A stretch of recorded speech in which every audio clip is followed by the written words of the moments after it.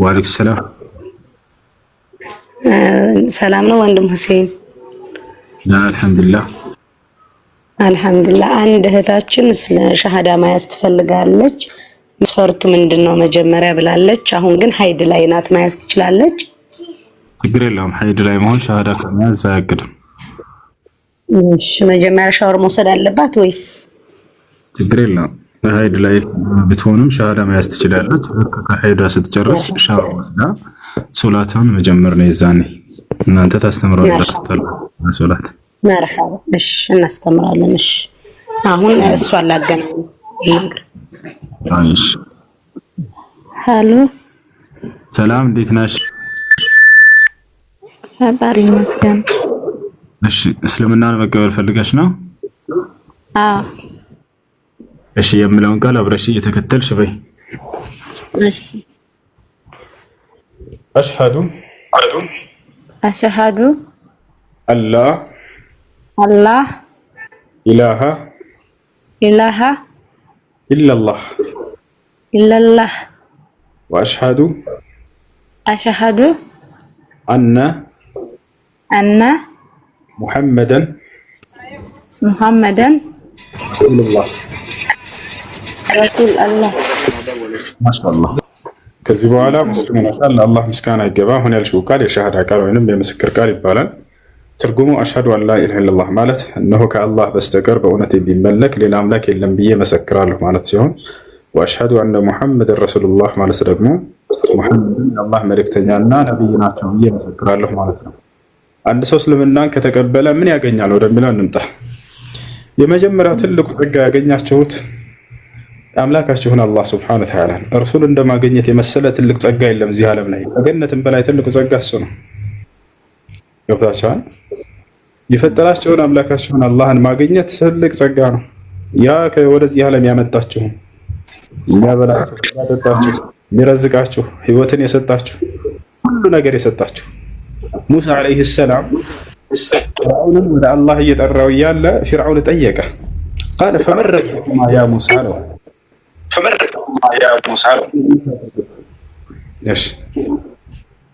ፊርዓውን ሙሳን ጠየቀው፣ እንግዲህ ወደ አላህ ትጠራኛለህ። ቃለ ፈመን ረቡኩማ ያ ሙሳ፣ ሙሳ ሆይ የአንተና የሃሩን ጌታ ማን ነው ጌታችሁ? እስኪ ንገሩኝ አለው። ከዚያም ሙሳ የገለጸበት አገላለጽ ቃለ ረቡና አለዚ አዕጣ ኩለ ሸይኢን ኸልቀሁ ሱመ ሀዳ፣ የእኛ ጌታማ ማለት ለፍጥረታቱ ሁሉን ጸጋ የሆነና የመራቸው የሆነ ያ ነው ጌታዬ ብሎ ገለጸለት። ለፍጥረታቱ ለእናንተ ሁሉን ሰጥቷችኋል አላህ ሱብሓነሁ ወተዓላ። ወኸለቀ ለኩም ማ ፊ ሰማዋት ወማ ፊል አርድ ጀሚዐን ሚን፣ በሰማያት በምድር ያለውን ጸጋ ለእናንተ ፈጠረላችሁ ከእርሱ ዘንድ ሲሆን ይሄ ሁሉ እያለ ይናገራል። ወማ ቢኩም ሚን ኒዕመቲን ፈሚነላህ፣ ከእናንተ ዘንድ ምንም አይነት ጸጋ የለም ያ ጸጋ ከአላህ ዘንድ የሆነ ቢሆን እንጂ ይላል።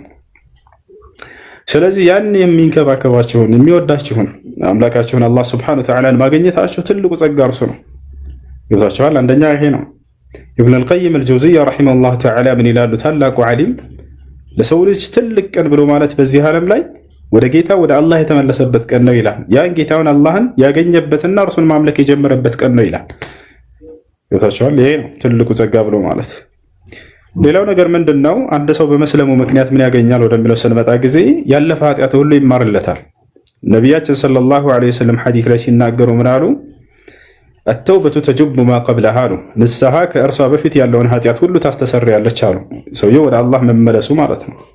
በሌላ ሐዲስ ላይ አልኢስላም የጁቡ ማ ቀብለሁ አሉ። እስልምና ከእርሱ በፊት ያለን ኃጢአት ሁሉ ያስምራል አሉ። የማለት ሰውየው ሲሰልም ጊዜ ያለፈ ኃጢአት ሁሉ ይማርለታል። አምላካችን አላህ ሱብሓነሁ ወተዓላ ይህም በቁርአን ላይ ሲናገር ሱረቱል አንፋል ላይ ምን ይላል? ቁል ሊለዚነ ከፈሩ ኢየንተሁ ይግፈር ለሁም ማ ቀድ ሰለፍ ወኢን የዑዱ ፈቀድ መደት ሱነቱል አወሊን ይላል። ሙሐመድ ሆይ ለእነዚያ ለካዱት እንዲህ በላቸው ካሉበት ክህደት ቢቆጠቡና ወደ እኔ ቢመለሱ ያለፈ ኃጢአታቸውን ሁሉ ምረላቸዋለሁ ይንገራቸው እያለ ይናገራል። ይህ ነው። ሌላኛው ነገር በቀጣዩ ዓለምስ ከሞት በኋላ የዘላለማዊ ህይወት አለ ወይ በእስልምና? በዚያ በዘላለማዊ ህይወት ላይ የደስታንና የድሎትን ህይወት ገነት ውስጥ መኖርን ተስፋ ሰጥቷል ወይ እስልምና? አዎ በደንብ አድርጎ በጣም በርካታ ቦታ ላይ ማስረጃ የቁል ላሁ ስብሓነሁ ወተዓላ ኢነ ለዚነ አመኑ ወሊሃት ለሁም ጀናቱ ናዒም ኻሊዲነ ፊሃ ወዕደ ላሂ ሐቃ وهو العزيز الحكيم بسورة لقمان ላይ ምን ይላል አምላካችን አላህ እነዚያ በእኔ አምነው መልካም እንደሰሩ ሰዎች ለእነርሱ ገነት አለችላቸው አለ በእርሷም ውስጥ ለዘላለም ዘውታሪዎች ናቸው ይህም የእኔ የአላህ ቃል እውነት ነው እያለ ይናገራል ነቢያችን ሰለላሁ ዐለይሂ ወሰለም ሐዲስ ላይ ምን አሉ የብነ አልኸጣብ አይ ዑመር ብን አልኸጣብ اذهب ونادي في الناس ان الجنه لا يدخلها الا نفس مسلمه አንተ የዑመር ብን አልኸጣብ ሆይ አሉት ሷሃባውን ሂድና በሰዎች መካከል ይሄን አዋጅ ተናገር አሉት ገነትን ሙስሊም ነፍስ እንጂ ሌላ ማንም አይገባባትም ብለህ ነገር አሉት ስለዚህ ሙስሊሞች ከሞት በኋላ ባለው ህይወት የዘላለማዊ ህይወት እንደሚያገኙና በዚያም ላይ ገነትን እንደሚጎናጸፉ አምላክ አላህ በቁርአን ላይ ነብያችን ሰለላሁ ዐለይሂ ወሰለም ሐዲስ ላይ አረጋግጠዋል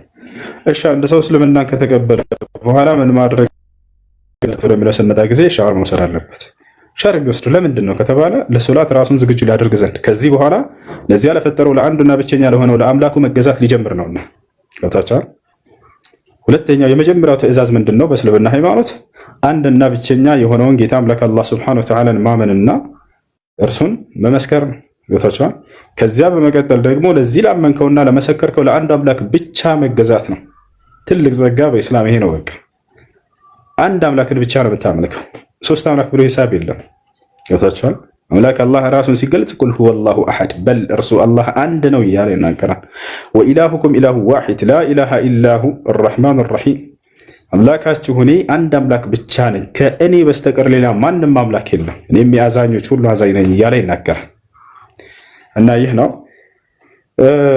ሶላት አሰጋገድን ጓደኞችሽ ያስተምሩሻል ሶላት መስገድን ትጀምሪያለሽ ማለት ነው ከዚያም ስለ እስልምና አስተምሮ በመማር እስላም ያዘሽን በመፈጸም የሚከለክልሽን በመራቅ እስከ ሕይወትሽ ፍጻሜ ድረስ ትቀጥያለሽ ማለት ነው እህታችን እንኳን ወደ ታላቁ የነብያት መንገድ አምላክ አላህ በነብያት በኩል ለሰው ዘር የደነገገውን ሃይማኖት እስላምን እንኳን አላህ መራሽ ብለናል ስምሽ ማን ነበር እንደሚቱን አንሱላት ስሜ አዲስ ዓለም ነው አዲስ ዓለም መቀየር ካልፈለግሽ ችግር የለውም መቀየር የምትፈልጊ እንቀይርልሻለን አንቺ ደስ ብልሽን ስም መሰየም ትችያለሽ ወይንም እኛ እናጣልሻለን እሺ በቀር ትፈልጋለሽ እሺ ይቀርልኝ ብላለች መርሐባ ሃይሽ ደስ የሚል ስም እስኪ ደስ የሚል ስም ኮሜንት ላይ ሀያት ይኖር ነው ሀያት ደግሞ ስሙ ወይንም ኢልሃም عافية ياسمين إكرام የትኛው ይሁን ደስ ያለሽን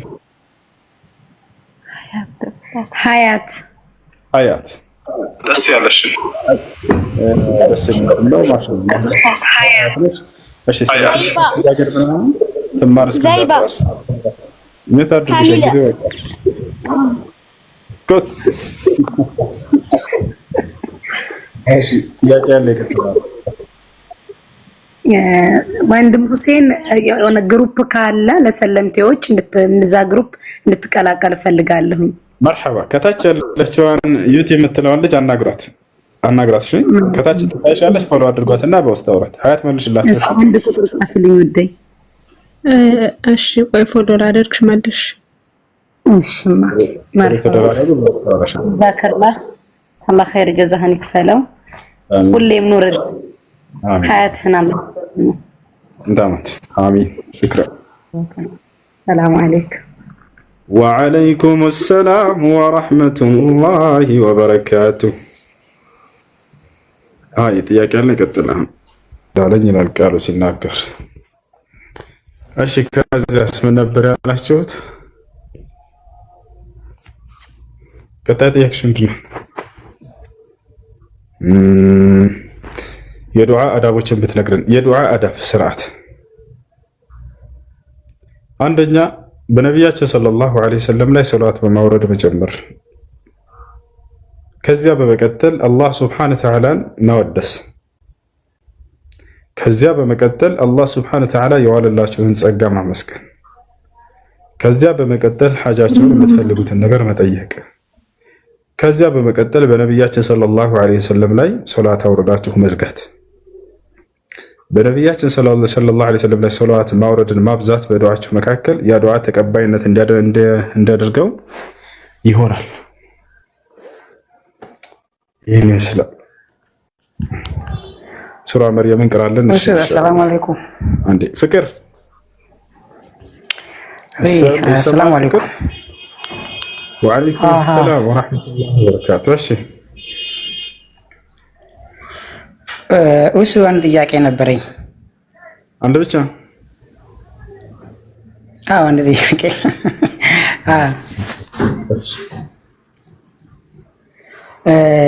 የሆነ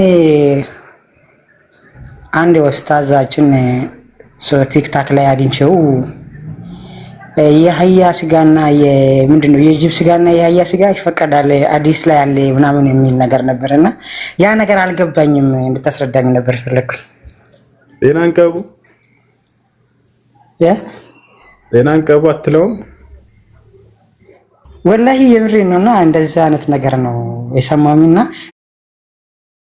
ግራ ገብቶኝ ነው። ሌሎች ሰዎች ሲጠይቃቸው አልመለሱልኝም።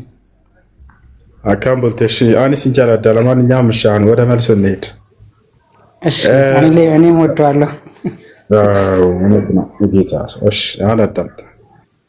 እሺ የጅብና የአህያ ስጋ ከየትኛውን ጀምር? ከጅቡን ጀምር ወይስ ከአህያውን ጀምር? እኔ እንዲገባኝ ብቻ ነው ፈልገው ወንድም አለም። አይሽ አብሽር። እሺ ከአህያን ጀምር። ጅቡን በራ ያን ደሚት አድርገ አላህ Subhanahu Wa Ta'ala በቁርአን ላይ ምን አለ? ነብያችን ሰለላሁ ዐለይሂ ወሰለም ምን አሉ? ታዲያ ሰዎችስ ይበላል ብለው የሚያነሱት ሐዲስ የትኛውን ሐዲስ ነው የሚለውን ሶስቱንም እናያለን። መጀመሪያ ከአላህ ቃል እንጀምር፣ ከዛ ወደ ነብዩ ሰለላሁ ዐለይሂ ወሰለም ቃል፣ ከዚያ ሰዎች የሚያነሱት ሐሳብ ሐዲሱ ላይ የትኛውን ሐዲስ ለማለት ፈልገው ነው ወደሚለው እንሄዳለን። ስለ አህያም ስለ ጅቡ አላህ ምን አለ? ስለ አህያ ስጋ በቁርአን ላይ እርሱ ይቀድማልና አምላካችን አላህ Subhanahu Wa Ta'ala ምን ይላል? ሱረቱ ነህል ላይ ሁለተኛ ገጽ ላይ والخيل والبغال والحمير لتركبوها وزينة ويخلق ما لا تعلمون والخيل فرسا والبغال بقلون والحمير أهيان لتركبوها لتጓጓዙባቸው ዘንድ ፈጠርኩላችሁ አለ። አብዱላህ ብኑ አባስ ታላቁ የነቢዩ ሰለላሁ ዐለይሂ ወሰለም ሱሐባ ይህን የቁርአን አንቀጽ ሲፈስር ሲተረጉም ምን አለ? ቃለ ሊተርከቡሃ ወለም የቁል ሊተእኩሉሃ። አላህ ልትጓጓዙባቸው ፈጠርኩላችሁ አለ እንጂ ልትበሏቸው አላለም። ስለዚህ እነዚህን ሶስቱን መብላት አይቻልም ብሎ ሁሉ ሙፈሲሮች ጋር ይህን ታገኛላችሁ የእርሱን ንግግር። ስለዚህ ፈረስ፣ በቅሎ፣ አህያ መጓጓዣ እንጂ የሚበላ አይደለም ብሎ ቃል በቃል ተናግሯል። ማን? አብዱላህ ብኑ አባስ ተርጁማን አልቁርአን። ነቢያችን ሰለላሁ ዐለይሂ ወሰለም ራሱን ያዝ አድርገው ዱዓ ያደረጉለት ምን ብለው? አላሁመ ዐሊምሁ ተእዊል፣ አምላክ ያላህ ሆይ የቁርአንን ፍቺ ለዚህ ሰው አሳውቅልኝ ብለው ዱዓ አድርገውለታል። ቁርአንን ፍቺ ከማንም በላይ አዋቂ የሆነው አብዱላህ ብኑ አባስ ይህን ሲፈታ ምን አለ? ልትጓጓዙባቸው ተፈጠሩ አለ እንጂ ሊበሉ አላለም። ስለዚህ አይበሉም ብሎ ቃል በቃል ተናግሯል። እንደ አውዱም ስትመለከቱት ጊዜ አምላክ አላህ Subhanahu Wa Ta'ala ቀደም ብሎ ወልአንዓመ ኸለቀሃ ይላል። የቤት እንስሳቶችን ፈጠርኩላችሁ ካለ በኋላ ልትበሏቸው ብሎ ገለጸና እርሱን እነዚህኞቹን ደግሞ ልትጓጓዙባቸው አለ። ቆይ ላሳያቸው አውጥቼ ምን እንደሚል አላህ የሚበሉና መጓጓዣ የሚሆኑ ብሎ የፈጠራቸውን ለያይቶ ሁላን ያስቀመጣቸው እዚህ ቦታ ላይ በቁርአን ላይ እንሂድ። ያው እነዚህ ጋር ቁርአን ላይ ትገባላችሁ። የት እንገባለን? ሱረቱ ነህል ላይ እንግባ። ያው እና ሱረት አን-ነህል ተመልከቱ። እዚህ ጋር ምን አለ? ግመልን አለ ከብትን ፍየልንም በእርሷ ብርድ መከላከያ ሙቀት ጥቅሞችም ያሉባት ስትሆን ለእናንተ ፈጠረላችሁ። ከእርሷ ምን ታደርጋላችሁ አለ? ትበላላችሁ። ምን ምን ናቸው የሚበሉት? ግመል፣ ከብት፣ ፍየል። አያችሁ አይደል? እነዚህን ለምን አለ? ለመብላት አለ። ከዚያ ቀጥሎ ስለ አህያ ሲናገር ምን አለ? ተመልከቱ። ስለ አህያ፣ ስለ በቅሎ፣ ስለ እንትን ፈረሶችንም አለ። ቀጥሎ 8 ላይ ፈረሶችንም በቅሎችንም አህዮችንም ልትቀመጡባቸውና ልታጌጡባቸው ፈጠረላችሁ። አያችሁ አይደል? ልትቀመጡባቸው ማለት ልትጓጓዙባቸው ማለት ነው። ስለዚህ ፈረስ፣ በቅሎ፣ አህያ የተፈጠረውን ለምንድን ነው? መጓጓዣ ነው። የሚበሉትስ የት ናቸው? የሚበሉት ያውና ግመል፣ ከብት፣ ፍየል ብሎ ገለጻቸው። አብዱላህ ብኑ አባስ ይህን ሲፈስር ጊዜ ልትጓጓዙባቸው ፈጠራቸው እንጂ ልትበሏቸው አይደለም። አህያን፣ ፈረስ፣ በቅሎን መብላት አይቻልም ብሎ ቃል በቃል ይናገራል። ጨረሰን። እሱም አሁን ወደ ሐዲሱ እንሂድ። ታዲያ የትኛውን ሐዲስ በመያዝ ነው እነዚህ ሰዎች ይበላል የሚሉት ወደሚለው እንምጣ። ሐዲስ ላይ ነቢያችን ሰለላሁ ዐለይሂ ወሰለም አመጡላቸው ሰሃቦች የአህያ ስጋ። ለአህያ ለሁለት ይከፈላል። ለሁለት ከፍለው ነው የሚያዩ። የቤት አህያ አለ፣ የዱር አህያ አለ። ገብታችኋል? የቤት አህያና የዱር አህያ። የቤት አህያን ቃል በቃል ነቢያችን ሰለላሁ ዐለይሂ ወሰለም ከልክለዋል። ሐራም ነው፣ ክልክል ነው፣ እንዳትበሉ የቤት አህያ ብለው ተናግረዋል። እሱን ማስረጃ ማሆነው ላሳያችሁ። አህያ ብለው በጥቅሉ ስለሚናገሩ ነው። ቀጥታ እዚህ ያዟቸው። ገብታችኋል? የቤት አህያን ቃል በቃል እንደከለከሉ ላሳያችሁ። አሁን ስለ ዱር አህያው ደግሞ እንመጣለን፣ ስለ ማብራሪያው ማለት ነው። ነቢያችን ሰለላሁ ዐለይሂ ወሰለም የቤት አህያን እንደከለከሉ ላሳያችሁ። አንድ ጊዜ ነሃ ረሱሉላህ ሰለላሁ ዐለይሂ ወሰለም ነሃ ረሱሉላህ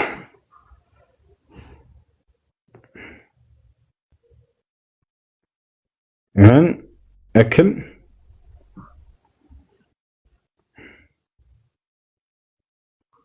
اللحوم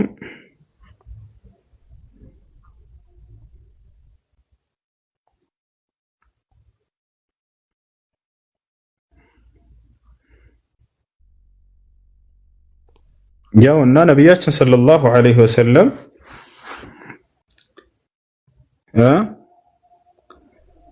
እሺ የቤት አህያን መብላትን ከልክለዋል። የቤት አህያን እንዳትበሉ አሉ። ገብታችኋል?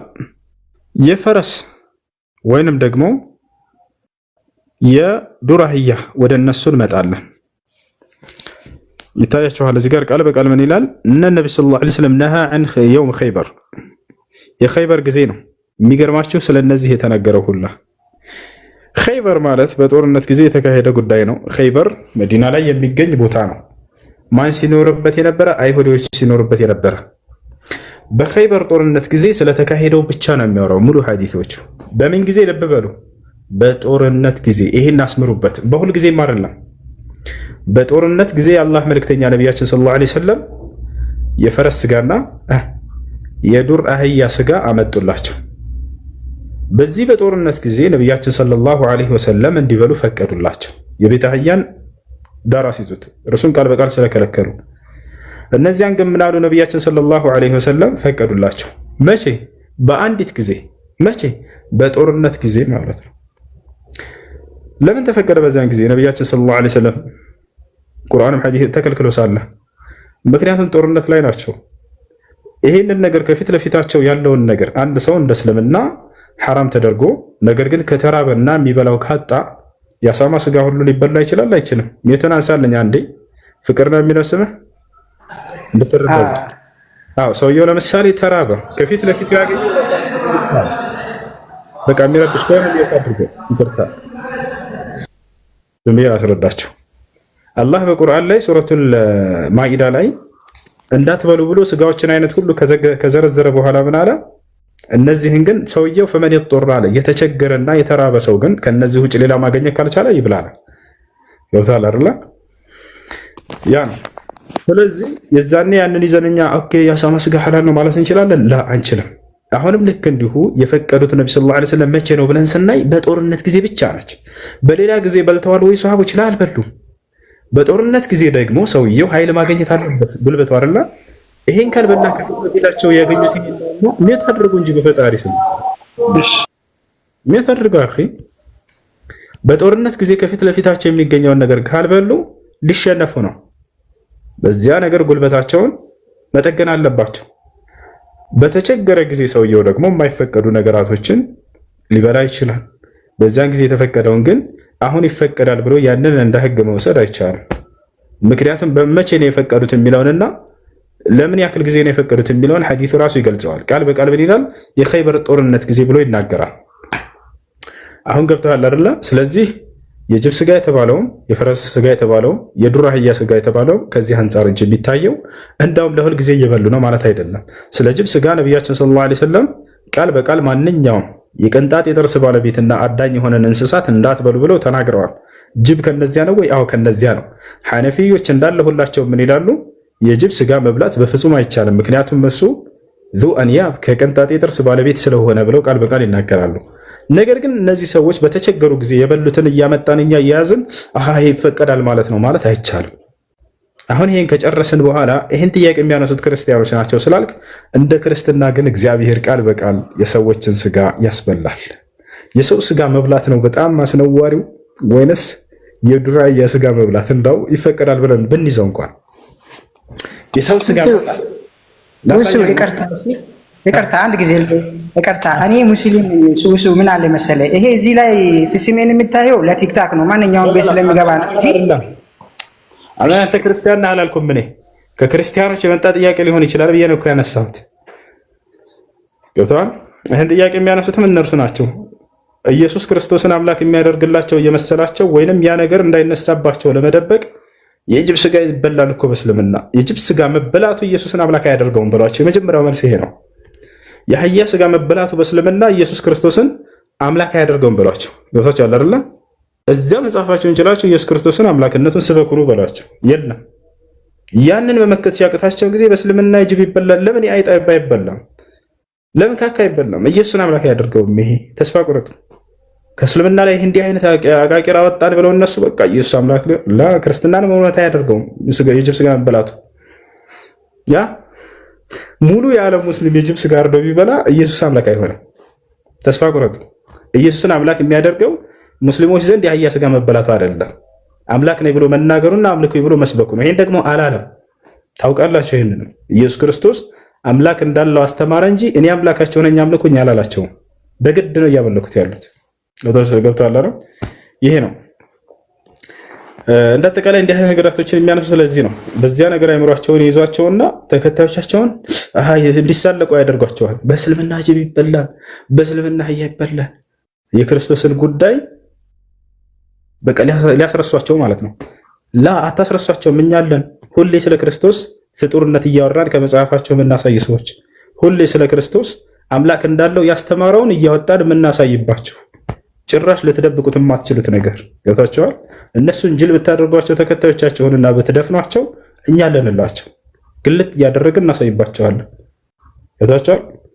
ያን ማንኛውም እሺ በጣም አመሰግናለሁ። እኔ ይሄንን ጥያቄ የሰማሁት አንድ ሳምንት ሆኖታል። እንደዚህ ቲክታክ ላይ ይዞራል እና አንድ ሼክ ነው እንደዚህ ብሎ ሲያወራ፣ ከዛ እኔ ማን ልጠይቀው።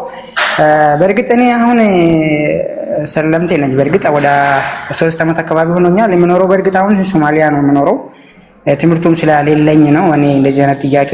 በአካባቢው መስጊድ ነው እንጂ የምኖረው ጄም ሰላትን የምሰግደው ብዙም እውቅናም ስላሌለኝ ለመማርም ደግሞ በቂ እድል አላገኘሁኝም። ወደ 3 ዓመት አካባቢ ነኝ እኔ አሁን እስልምናን ከያዝኩኝ። በእርግጥ በፊት እኔ ምንም የማውቀው ነገር አልነበረም፣ ክርስቲያን ነበርኩኝ። አሁን ሙስሊም ነኝ አልሐምዱሊላህ። ግን ይሄ ጥያቄ በጣም ጭንቅላቴን ስለነካኝ ነው ዛሬ እድል አግኝቼ አንተ ጋር ገብቼ የጠየቅኩ።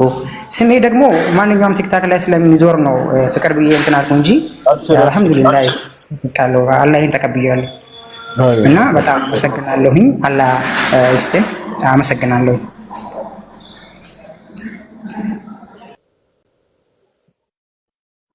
መርሐባ። ሰላም አለይኩም ወራህመቱላሂ ወበረካቱ። ወአለይኩም ሰላም ወራህመቱላሂ ወበረካቱ። ሆሶ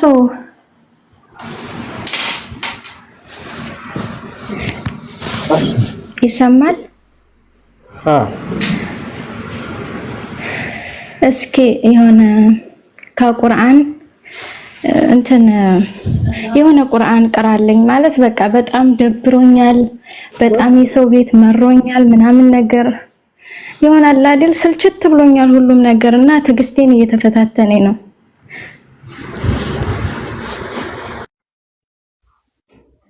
እህት ጠንካራ ሁኒ። እየተፈታተነሽ ያለ ነገር ካለ ራቂያቸው እነዛን ነገራቶች። ከራስ በላይ ነፋስ። ራሳችሁን ጠንካራ ካላደረጋችሁ ማን ያለሁት ሰው ሀገር ነው ገባ። የማዳም ቅመም ነኝ ግን በቃ ሁሉም ነገር ስልችት ብሎኛል።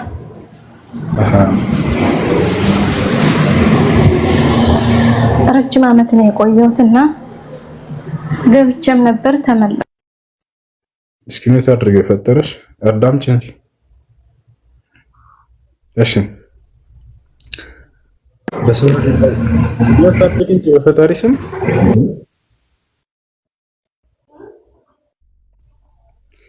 ራሳችሁን ጠንካራ ማድረግ ካልቻላችሁ ማንም መጥቶ ሊያጠነክራችሁ አይችልም። ፈተና መደራረቡ በህይወታችሁ ላይ የጥንካሬያችሁ መጀመሪያ ነው። እሱ ከጊዜ በኋላ እነዚህን ፈተናዎች ትወዷቸዋላችሁ። የስኬታችሁ ድልድዮች መሆናቸውን ስትረዱ ጊዜ እኔ ዱባይ እንደሄድኩኝ ከኔ ተሞክሮ ልንገራችሁ። የወሰደኝ አንድ አረብ ነው። ራሱ ቪዛ ላከልኝ፣ ራሱ አየር ትኬት፣ ራሱ ኢቃማ፣ ሁሉን ነገር አመቻቸልኝ። ማንኛውም ሰው እየደከመ እንደሚሄደው አልሄድኩም ነበር። ምንም ስላላወጣሁኝ ምንም አይመስለኝም ነበር ለእኔ። ደክመው እንዳለፍተው ከየትም አምጥተው የሄዱ ሰዎች ግን ያውቁት ነበር። ለእኔ ምንም ስላልመሰለኝ አላስተማረኝም። ይሄ እዛ ሄጄ ቁጭ ነበር ያልኩት። ሰውየው ያበላኛል፣ ያጠጣኛል፣ በቃ ምንም አልሰራም ነበር፣ ቁጭ ብዬ ነበር። ብቻ አሰግራቸዋለሁኝ ማለት የራሱ ሰውየው መስጂድ አለው። ነገር ግን ዝም ብሎ ምግብ ነው የሚያበላኝ። ሲያየኝ ተንቀሳቅሼ በራሴ ስራ ፈልጌ ምናምን የምሰራ አይነት ሰው አይደለሁም፣ ሰነፍ ነኝ።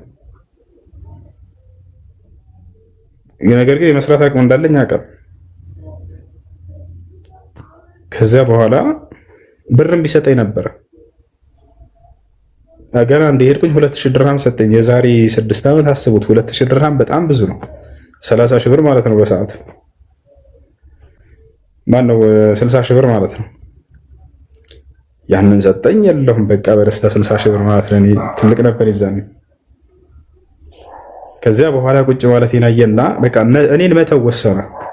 ምክንያቱም በዚሁ ከቀጠለ እኔ አልነሳም፣ እዛው ተኝቼ የምቀር አይነት ሰው ነኝ። ሲተወኝ ግን የዛኔ ራሴ ላይ እንትን በምጥል ጊዜ ኃላፊነቴን ስለ ራሴ መውሰድ እንድጀምር ፈለገና እርግፍ አድርጎ ተወኝ። በጣም ነው የሚወደኝ፣ በጣም ነበር የሚወደኝ። ከዛ ቀጥታ ሄደና ውቃፍ አናገራቸው። ይሄ ልጅ እንድትፈትኑ ትፈልጋለሁኝ አላቸው። ተፈተንኩኝ፣ ወደ አለፍኩኝ ፈተናቸውን። ከዛ ገባሁኝ። ምግብ መስራት አልችልም፣ ሻይ ራሱ ማፍላት አልችልም ነበር። የመጀመሪያ ጊዜ አስታውሳለሁኝ። ሻይ ቅጠሉ በጣም በስቶ መረር አለኝ ምናምን፣ ምንም አልችልም፣ ምንም ነገር በራሴ የምቆም ሰው አልነበርኩ። ከዛ በኋላ ገባሁኝ። እኔ ጋር መደወሉን አቋረጠ ሰውዬው። በጣም ይወደኝ የነበረው የሚሳሳልኝ የነበረው በወር እየመጣ አይቶኝ ይሄዳል። በቃ ራስህን ቻል አለኝ። ከዚህ በኋላ አልደውልልህም፣ አታገኘኝም፣ አላገኘህም ማለት ከባድ ህይወት አሳለፍኩኝ። ወላሂ ላዚም ምንም መስራት አልችልም። የምቀበለውን ደሞዝ ምግብ ብቻ እየገዛሁ ብቻ ነው በላበት፣ አላጠራቀምም ነበር። በቃ የለኝም። ደሞዜ ትንሽ ሆኖ እንዳይመስላችሁ 3500 ድርሃም ነው። 3500 ድርሃም ዱባይ ላይ የቤት ኪራይ የለብኝም፣ የመብራት የለብኝም፣ የውሃ የለብኝም፣ የምንም ነገር የለብኝም። ነገር ግን ከምግብ ውጭ አላሳልፈውም። ምክንያቱም መስራት ስለማልችል በሁሉም ብር እየገዛሁ ነው የምጠቀምበት። በርገር፣ ብሪያኒ ምናምን እንደዚህ በቃ እየገዛሁ ነው እንትን የምለው። መጨረሻውን ማሰብ ጀመርኩኝ በራሴ ማለት ነው። እስከ መቼ ድረስ ነው በዚህ ይህንን እያጠፋሁኝ የምቀጥለው? ለምን ትንሽ የተወሰነች አስቀምጬ የሆነ ነገር ቢፈጠርስ የሚለው ነገር ማሰብ ጀመርኩኝ ራሴ ላይ። ገብታችኋል? ከዛ ቀስ እያልኩኝ ራሴን ችዬ መቆም ጀመርኩ። ከዛ ራሴ ይናፍቀኝና ሂጄ ዘይሬው እመጣለሁ። ያን ሰውዬ خلاص እንድደውልልኝም እንዳገኙኝም አልፍ። በራሳችሁ ስትቆሙ የዛኔ ስንፍናቸውን ስትላቀቁ ጊዜ በጣም ትደሰታላችሁ በራሳችሁ ማንነት። በሰው ላይ ተኝታችሁ ከሆነ ግን ገብታችኋል፣ መቼም አትነሱም። አሁን በራስሽ መቆምን ልመጅ። እነዚህን የፈተና ጊዜዎች እኔ ከዚያ በኋላ በጣም ወደድኳቸው። እንኳን ተወኛ ሰው ብዬ አመሰገንኩት። ካበላኝ ከጠጣኝ ጊዜ ይልቅ ጨካኝ ሆኖ የተወብኝን ጊዜ በጣም ወደድኳቸው። ምክንያቱም ዛሬ ላይ ለመቆሜ ሰበብ የሆኑኝ እነዚያ ጊዜያቶች ናቸውና። ያ የመጀመሪያውን ቀጥሎልኝ በነበር ምንም ነገር ሳይኖረኝ ይህን ሁሉ ዓመት ቁጭ ብዬ ቤቱ እየበላሁ እቀመጥ ነበር። ገብታችኋልና? ስለዚህ አላህ ስብሐነሁ ወተዓላ ፈጥሮሻል፣ ህይወትን ሰጥቶሻል፣ እድልን ሰጥቶሻል። ወጣት ልጅ ነሽ፣ ገና ብዙ መስራት ትችያለሽ። የጠፋ ነገር ካለ ከዚህ በፊት ያንን እርሽውና አዲስ ፋይል ከፍተሽ ራስሽን በራስሽ ስኬታማ ማድረግ አለብሽ። በራስሽ እግሮች መቆም አለብሽ። ገብተሻላ? እችላለሁ በይ። አትችልም አትበሉ። ላትችሉ አልተፈጠራችሁም፣ ስለምትችሉ ነው አላህ ሱብሓነሁ ወተዓላ የፈጠራችሁ። ስለዚህ ጠንካራ ናችሁ። የሰው ልጅ በጣም ኃይለኛ ፍጡር ነው። አላህ ሱብሓነሁ ወተዓላ ዝም ብሎ በከንቱ አይደለም የዚህ ዓለም የአራዊቱ የእንስሳት የሁሉ ተቆጣጣሪ ያደረገው። ወለቀድ ከረምና በኒ አደም ወሐመልናሁም ፊል በሪ ወልበሕር ወረዘቅናሁም ሚነ ጠይባት ወፈደልናሁም ዐላ ከሲሪን ሚመን ኸለቅና ተፍዲላ። አላህ ሱብሓነሁ ወተዓላ የምድር ላይ ምትኮች አድርጓችኋል። ገብታችኋል አይደል? ስለምትችሉ ነው፣ ችሎታችሁንም ስለሚያውቅ ነው። ነገር ግን ራሳችሁን ሰነፍ አታድርጉ። ሰይጣንም ሰነፍ ናችሁ አይበላችሁ፣ ትችላላችሁ። በህይወታችሁ ላይ መሰናክል የሆኑባችሁ የሚያዳክሟቸው ሰዎች ካሉ እያሉ እንደሌሉ ተዋቸው። እነሱ ህይወታቸዋል እያሉ እንደሌሉ ተዋቸው፣ እርሷቸው። እንዳልተፈጠሩ ሆናቸው እለፏቸው። እንድትወድቁ መሰናክል የሚያስቀምጡባቸውን ሁሉ እነዚያን መሰናክሎች ጠረግ እያደረጋችሁ እለፏቸው። ከዚያ ጋር ጊዜያቸውን አትፍጩ። እናንተን ወደኋላ ለማስቀረት ድንጋይ የሚወረውሩባችሁ ካሉ እነዚያን ቁጭ ብላችሁ አሳልፏቸው። እሰጥ አገባ እዚያ ሰው ጋር አትግቡ። የስኬታቸውን መንገድ ያሳጥርባቸዋል። ወይንም የሚወረውርባቸውን ድንጋይ እየተቀበላችሁ የስኬታችሁ መወጣጫ መሰላል አድርጉት። ያንን ስሩበት። እሺ፣ ትችያለሽ፣ ትችላለህ፣ ትችላላችሁ። ከተኛህበት ተነስ፣ አልጋህን ይዘህ ተነስ ብሏል ቃሉ ሲናገር። እሺ፣ ቅራልኝ ያልሽው ቀራልሻለን። ቢስሚላሂ ራሕማኒ ራሒም ቃለ ኢኒ ዓብዱላሂ አታኒየል ኪታበ ወጀዓለኒ ነቢያ ወጀዓለኒ ሙባረከን አይነማ ኩንቱ ወአውሳኒ ቢሰላቲ ወዘካቲ ማ ዱምቱ ሐያ ወበረን ቢዋሊደቲ ወለም የጅዐልኒ ጀባረን ሸቂያ ወሰላሙ ዐለየ የውመ ውሊድቱ ወየውመ አሙቱ ወየውመ ኡብዐሱ ሐያ ذلك عيسى بن مريم قول الحق الذي فيه يمترون ما كان لله أن يتخذ من ولد سبحانه إذا قضى أمرا فإنما يقول له كن فيكون وإن الله ربي وربكم فاعبدوه هذا صراط مستقيم فاختلف الأحزاب من بينهم فويل للذين كفروا من مشهد يوم عظيم ሚወትሽናሹ ህልም አለኝ ያልኖርኩት። እሺ ጀዛከላ ኸይረን አመሰግናለሁ። እሱ በጣም ነው የማመሰግነው። ጀዛከላ ኸይረን አመሰግናለሁ። እሺ ማለት በቃ አንዳንዴ በቃ ለምን እላለሁ ማለት እሺ ስደት ልክ ነው እንዴ? ልክ አይደለም። እኔ ሴት ሆኜ ሳለ ይሄን ያክል መንገላታት ለምን አስፈለገ ምናምን እያልኩ በቃ እንደው በጣም ምርር አለኝ ይሆናል። አስጠላኝ ሁሉም ነገር እንጃ ብቻ ባንቺ ላይ ብቻ መለስ ብለሽ ጓደኞችሽን ተመልከች። አንቺ አሁን እናትሽን፣ አባትሽን፣ ወንድምሽን ይሄ ራሱ ትልቅ ስኬት ነው። በዚህ አላህን አመስግኝ እንጂ ከአንቺ ጋር ያሉ ጓደኞችሽ ምናልባት አንድ ቤት ቁጭ ብለው የእናቷን እንጀራ እየጠበቀች ሊሆን ይችላል። ገብቶሻል አይደለ? አንቺ ደግሞ ከዚያ ከፍ ብለሽ አላህ ከፍ አድርጎሽ ቤተሰቦችሽን የእናትሽና የአባትሽን እንትን ይዘሻል፣ ህይወታቸውን ደግፈሽ ይዘሻል። ይሄ እኮ ትልቅ ስኬት ነው። እዚህ ዓለም ላይ ትልቅ ስኬት ማለት አላህን ከመገዛት በመቀጠል ወላጆቻቸውን መልካም መዋል ነው። እነርሱ አላህ በቁርአን ላይ ሲናገር ስለ ራሱ ሐቅ ከተናገረ በኋላ የወላጆችን ሐቅ ይናገራል። የአላህን ሐቅ ጠብቃችኋል፣ በእርሱ አምናችኋል፣ እርሱን ትገዛላችሁ፣ አልካዳችሁትም። የወላጆቻችሁን ደግሞ እየጠበቃችሁ ያላችሁ ሰዎች አላህን አመስግኑ።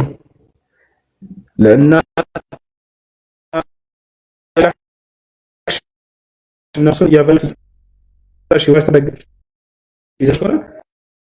ከዚህ በላይ ምን ትያለሽ? ከዚህ በላይ ትጋለሽ እንግዛቸው ብያቸው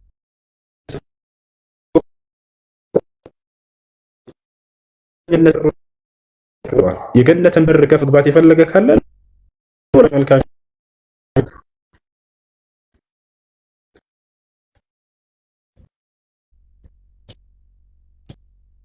ልትዘጉ ይገባል ይላል ቃሉ ሲናገር። ስለዚህ እንዘጋዋለን ማለት ነው። ነገር ግን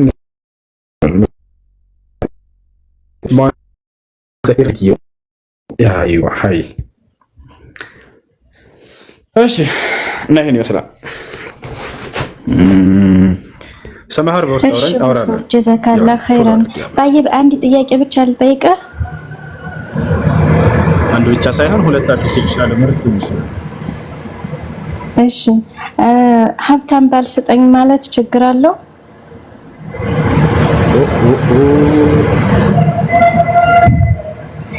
ማለት በቃ ዲንና ሀብታም ሆኖ በቃ ዲን ያለው ባል ግን ሀብታም እንደሆነ ነው የምፈልገው፣ እንደዛ ማለት ሐራም ነው?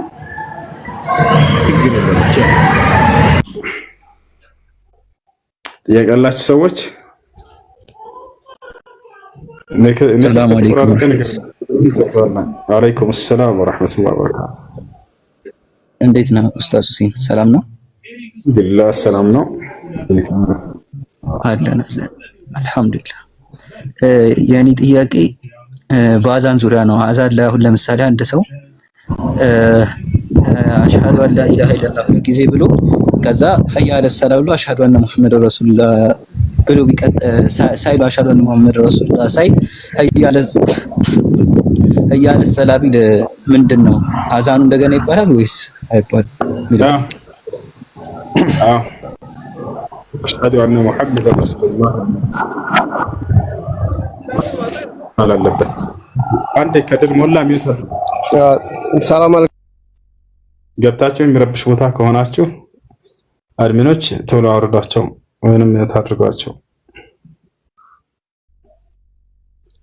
እሺ ለማንኛውም አሽሃዱ አነ ሙሐመድ ረሱሉላህ የሚለው መባል አለበት። እሺ ስለ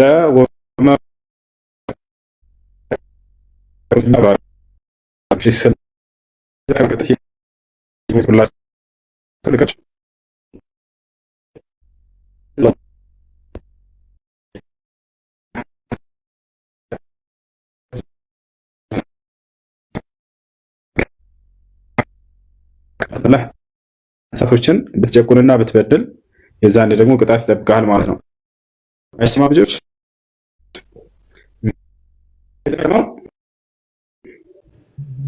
اسمعين كلامي ولا هتسمع؟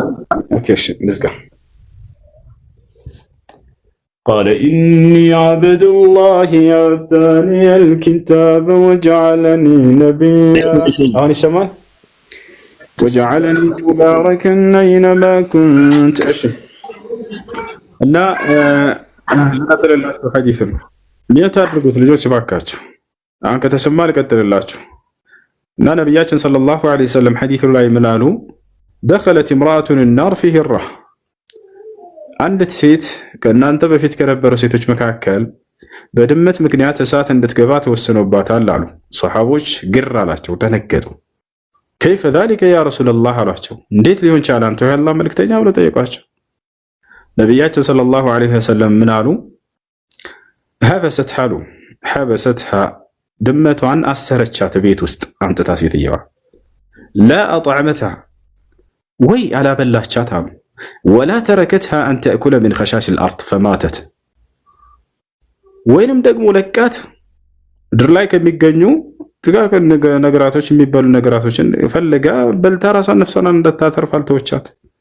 ነገር ግን አስራት በረሃብና በጥማት ገደለቻት፣ ቀጣቻት።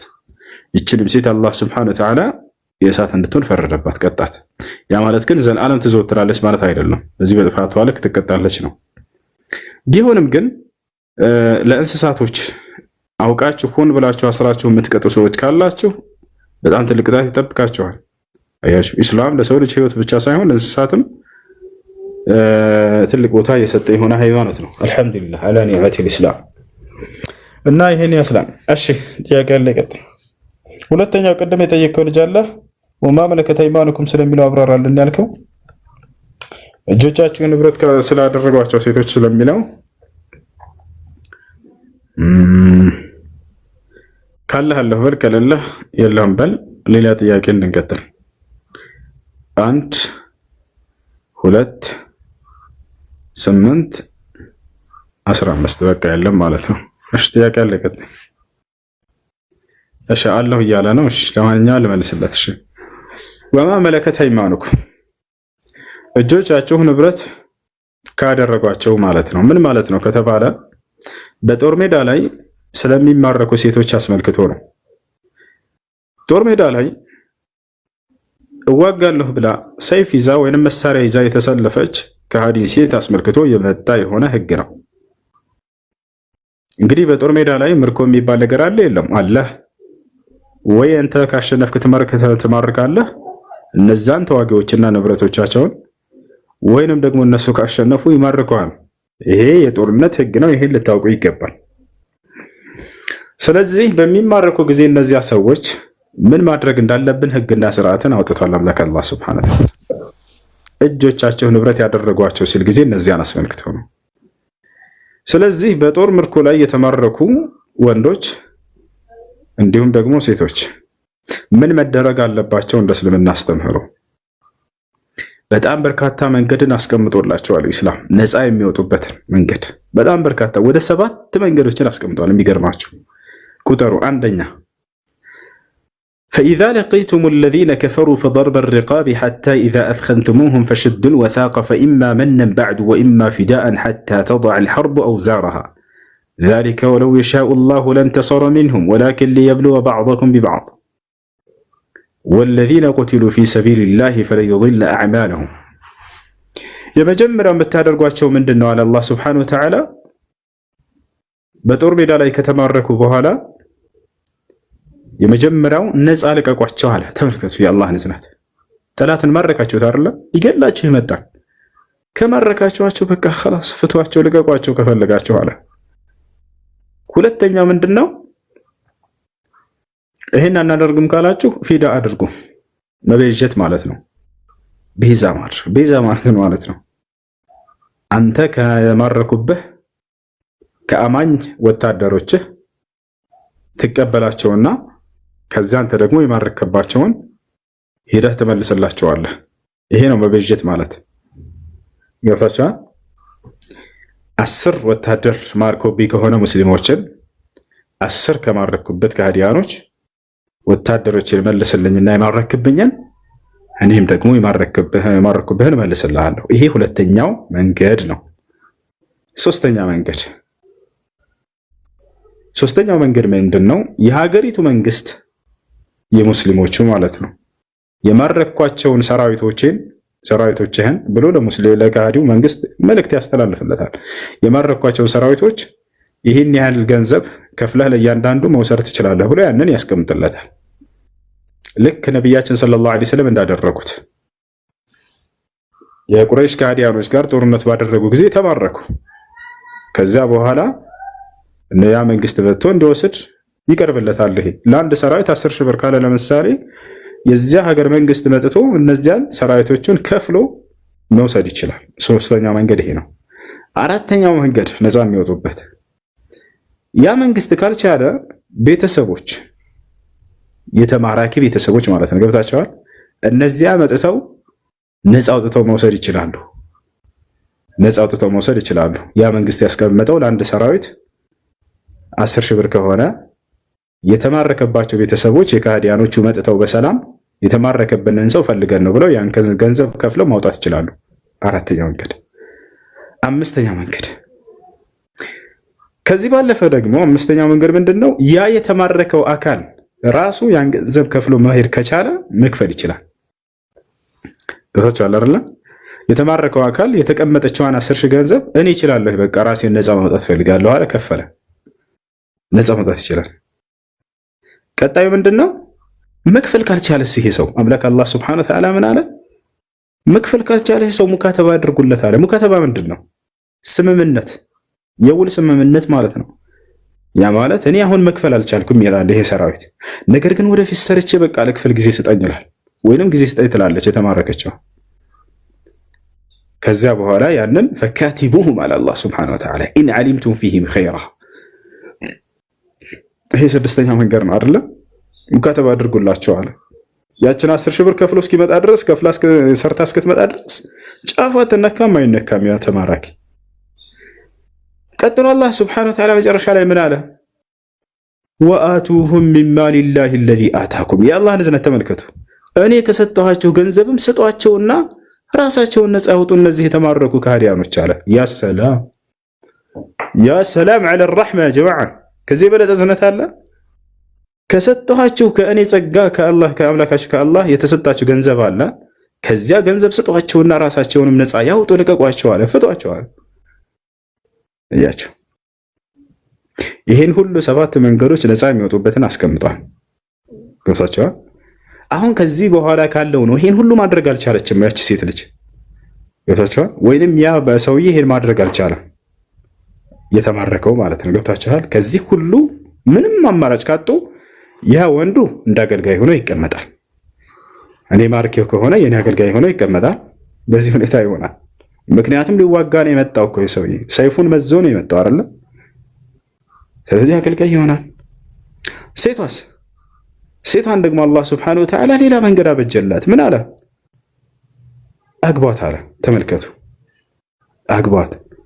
ስትገባስ ምን አላት ከተባለ መህር አላት፣ ጥሎሽ ማለት ነው። በወልይ በወኪል ነው የምትገባው። ልክ እንደዛችኛዋ ጋብቻ ነው። ያለ ጋብቻ መገናኘት ይቻላል ወይ? ላ ማስረጃ አለ ወይ? አዎ፣ አላህ በቁርአን ላይ በግልጽ ቃል ይናገራል። የት? ሱረቱ ኒሳ ላይ ምን ይላል? ወመን ለም የስተጢዕ ሚንኩም ጠውለን አን የንኪሐ አልሙሕሰናት አልሙእሚናት ፈሚማ መለከት አይማኑኩም ሚን ፈተያቲኩም አልሙእሚናት ወላሁ አዕለሙ ቢኢማኒኩም በዕዱኩም ሚን በዕድ ፈንኪሑሁነ ቢኢዝኒ አህሊሂን አለ። ናላሳያ አንዴ ቁርአን እናውጥቼ። እሺ፣ እነሱም በጋብቻ ነው የምትገናኙት። ላሳያችሁ አንድ ጊዜ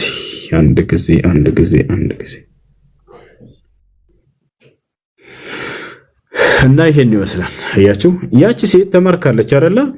ባሏ ሞቶባት ሊሆን ይችላል። ሜዳ ላይ እንድትወድቅ እስላም አልፈለገም። ነገር ግን በስነ ስርዓት አግቧት አለ። እንዳውም ለነሱ በጣም ጥሩ ነገር ነው የተቀመጠው ይሄ ነገር። ወደ መጽሐፍ ቅዱስ ሄደን ግን ብናነጻጽረው እነዚህን ሁሉ በሮች አልከፈተም መጽሐፍ ቅዱስ። የሚገርማችሁ እከፍትላችኋለሁ አንዴ። ታዲያ ምንድን ያለው በመጽሐፍ ቅዱስ ከተባለ ከማረካቸዋቸው በኋላ ወንዶችን ሁሉ ግደሏቸው ነው ያለው እግዚአብሔር። እነዚህ ያስቀመጥኩላችሁ ምርጫ ሁሉ ያሉት በኢስላም ነው። ወንዶችን ሁሉ ግደሏቸው፣ ሴቶችን ደግሞ ለሁለት ከፈላቸው እግዚአብሔር። ምን አለ? ድንግል ያላቸውን ለራሳችሁ ውሰዷቸው አለ፣ ድንግል የሌላቸውን ደግሞ ግደሏቸው አለ። ይሄን በማስረጃ አሳያችኋለሁ። ክርስቲያን ካለ መግባት ይችላል። ላሳያችሁ፣ ማስረጃ ላሳያችሁ፣ ላውጣላችሁ። ያውና ያው ወደ ቁርአን እነዚያን ባሪያ ሴቶች እንዴት ነው ማድረግ ያለብን ከተባለ ማለት እጆቻቸው የተማረኩ ሴቶችና ተመልከት፣ ያው ከእናንተም ውስጥ ጥብቆች ምእመናት የሆኑትን ለማግባት ሀብትን ያልቻለ ሰው እጆቻቸው ንብረት ካደረጓቸው ይላል። ያው የጠየቀው ወንድም ፈርስት ነው የሚለው ስምህ እጆቻቸው ንብረት ያደረጓቸው የሚለውን አብራራልኝ ስላልከው ያው እነዚህ ጋር ምን አድርጓቸው ነው ያለው? ከምእመናት ወጣቶቻችሁ ባሪያን ያግባና ምን ያደርጋቸው? ያግባ ነው፣ በጋብቻ ነው የምትወስዳቸው። ታዲያ ስታገባ እስከተባለ እንዴት ነው ከተባለ ስጦት ጥሎሽ አላቸው፣ መህር አላቸው እንደ ማንኛውም ሴት። አላህም እምነታችሁን አዋቂ ነው፣ ከፊላችሁ ከከፊሉ የተራባ ነው አለ። ባሮችን በጌቶቻቸው ፈቃድ አግቧቸው አለ። አረበኛው ላይ በቤተሰቦቻቸው ቢኢዝኒ አህሊሂን ይላል። ወኪል ማለት ነው ይሄ። ገብቷል አይደል? በወልይ ነው ሁላ የምትገባው። መህርስ ይሰጣታል ወይ ከተባለ አዎ መህር ይሰጣታል። ቀጥሎ ምን አለ? መህሮቻቸውንም በመልካም መንገድ ስጧቸው። 4 ነጥብ። ያሰላም መህር አላቸው፣ ጋብቻ ነው፣ በወኪል በወልይ ነው የሚገቡት። አንድ የቀረባቸው ነገር የለም። እንደ መጽሐፍ ቅዱስ እስከተባለ ድንግል የሆኑትን ተውሰዷቸውና ተጠቀሙባቸው አለ እግዚአብሔር። ያልሆኑትን ደግሞ ጨፍጭፋቸው፣ ግደሏቸው፣ አያስፈልጉም አለ። ቁጥር ያልከው ያውና ምዕራፍ 4 ቁጥር 25 ላይ ምዕራፍ 4 ቁጥር 25። አሁን ደግሞ ከመጽሐፍ ቅዱስ ያለችው እጥር ምጥን ያለች ህግ ነች። ኑ ላሳያችሁ ምን እንደሚል። የተማረኩ ሴቶችን ለሁለት ነው የሚከፍላቸው። ከወንድ ጋር በመገናኘት የሚታወቁ ከሆነ ግደሏቸው አለ። ከወንድ ጋር በመገናኘት የማይታወቁ ከሆነ ደግሞ ለራሳችሁ ውሰዷቸው ይላል እግዚአብሔር። ለራሳችሁ አስቀሯቸው ይላል። ቆይ ነው ላሳያችሁ። ሰላም ይውጣ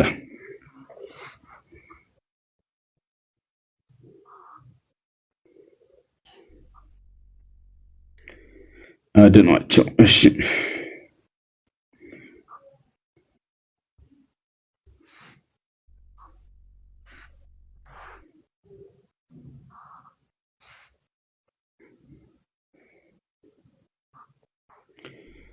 ዘኍልቍ 31:18 ይታያል እዚህ ጋር ያ ዘኍልቍ 31:17 እና 18 ይሄ ስለ ጦርነት ካወራ በኋላ ነው። ረጅም ነው ታሪኩ። ከላይ ጀምረህ ማንበብ ትችላለህ። ከአንድ ጀምሮ ስለ ጦርነቱ ያወራል። መጨረሻ ላይ አሁን ከተማረኩ በኋላ የተማረኩትን ምን መደረግ እንዳለባቸው የሚናገሩትን ነው ማወጣለህ። ተመልከት ምን አለ? አሁን እንግዲህ ከልጆቹ ወንዱን ሁሉ ግደሉ አለ። የተማረኩት ወንዶች ሁሉ ይገደላሉ። ወንዶች ሁሉ ግደሏቸው። ምንም አይነት መንገድ ቅድም ያስቀመጥኩላችሁ መንገዶች ሁሉ የሉም ክርስትና ላይ። ቀጥታ የተማረከውን ወንዱን ግደለው ነው በቃ። ወንዱን ሁሉ ግደሉ አለ እግዚአብሔር። ሴቶችን ስለሁለት ከፈላቸው። ምን አለ? ወንድንም በመኝታ የሚያውቁትን ሴቶች ሁሉ ግደሉ አለ። ከወንድ ጋር ተኝተው የሚያውቁ ከሆነ ግደሏቸው። ከወንድ ጋር በመተኛት የማይታወቁ ከሆነስ እነሱ አይገደሉም፣ እነሱን ይጠቀሙባቸዋል። ቀጥሎ ምን አለ? ወንድን የማያውቁትን ሴቶች ልጆች ሁሉ ግን ለራሳቸው አድኗቸው። አላህ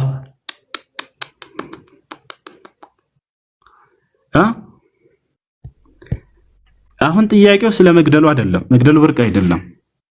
እንዴት አድርገው ነው ድንግል የሆኑትንና ያልሆኑትን የሚለዩቸው? እነዚህ ሰዎች ለመግደል እንዴት አድርገው ነው የሚለዩቸው? ይሄ ነው ከባዱ ጥያቄ። የዛኔ መቼም የሆነ መመርመሪያ ቴክኖሎጂ ነገር የለም አይደል? ታዲያ እንዴት ነው የሚለዩት? የጀማዓ ይሄ ነው ከባዱ ጥያቄ። ወላሁ አለም። እሺ ጥያቄ አለ ቀጥታ ጀርባለ እና ሰላም አለይኩም። አንድ መልእክት ላስተላልፍና ለቤቱ የቲክቶክ ምልክት ጊፍት ካላችሁ ስጡ። ሜምበርም ያልሆናችሁ ነው ላይቭ እንዳይቆራረጥ ይረዳል። ኔትወርክም እያስቸገረ ስለሆነ ሙሱም አንዳንዴ ደግሞ ቪዲዮ ወጣ ብትልም አሪፍ ነው። ታብታቡን ደግሞ ወደም ቢሉበት። እሺ ሻዳ ባይዝ የሚፈልግ ሰው አለ ይላል። አስገባቸው።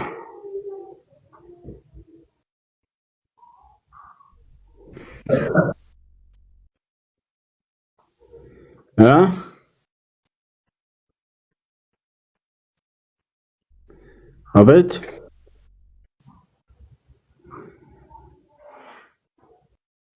الو تسمعون كلامي؟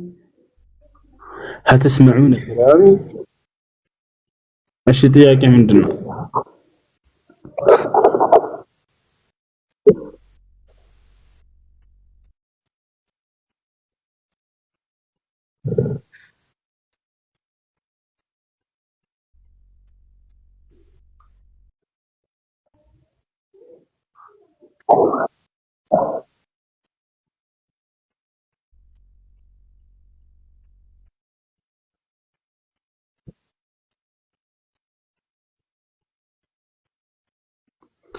ቀጥለህ ማለት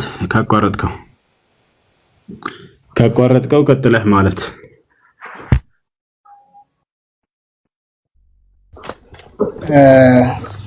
ሙአዚኑ ከተለና አይለም ከሚለውን እያልኩኝ ከዛ አላሁመ ረባ ሲዳ ወይ ተማሚሉን ዱዓ ለማለት በሚልያ ጀምሬ ከዛ በሆነ ጉዳይ ወይ አማውን ገለው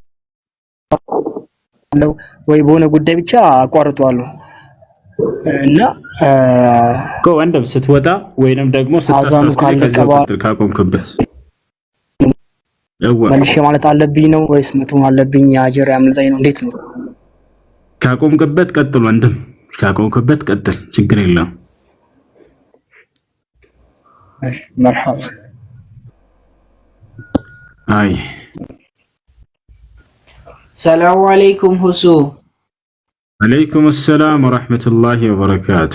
ናም ሰላም ነክ? በአላህ እንዴት ነክ? ደህና ነኝ አልሐምዱሊላህ። ደህና አልሐምዱሊላህ አለው። አልሐምዱሊላህ እኔ ሙስሊም ነኝ እና እንደዚህ ብዙ ጊዜ እንደዚህ ዲቤቶች ክርክሮችን አዳምጣለሁና በቀደም ዶክተር ዛክርን እያዳመኩኝ ነበረ ዩቲዩብ ላይ። እናም እንዲህ ብሎ ሲከራከር ሰማሁትና በጣም አስገረመኝና ወደ አንተ ላምጣው ብዬ ነው። እሱ ምንድነው ነበረ አንድ ክርስቲያን ነበር የቀረበውና ክርስቲያን ማለት የክርስቶስ ተከታይ ነው ብሎ ሲተረጎምለት ለምን እኔ እናንተ አንከራከርም ሙስሊሞች ናቸው ወይም ደግሞ እውነት ክርስቲያኖች ናቸው የክርስቶስ ተከታዮች የሚለውን ማለት ነውና ያንን ወስደህ አንተም እንደዚህ ብትከራከርበት አሪፍ ነው ብዬ ነው። እኛንን ክርስቲያን ከናንተ የተሻለ ብለን ማለት ነው። እኛ ሙስሊሞች ናቸው ክርስቲያኖች የክርስቶስ ወይም ደግሞ የኢሳን በትክክል እየተከተሉ ያሉት ሙስሊሞች ናቸው የሚል ማለት ነው።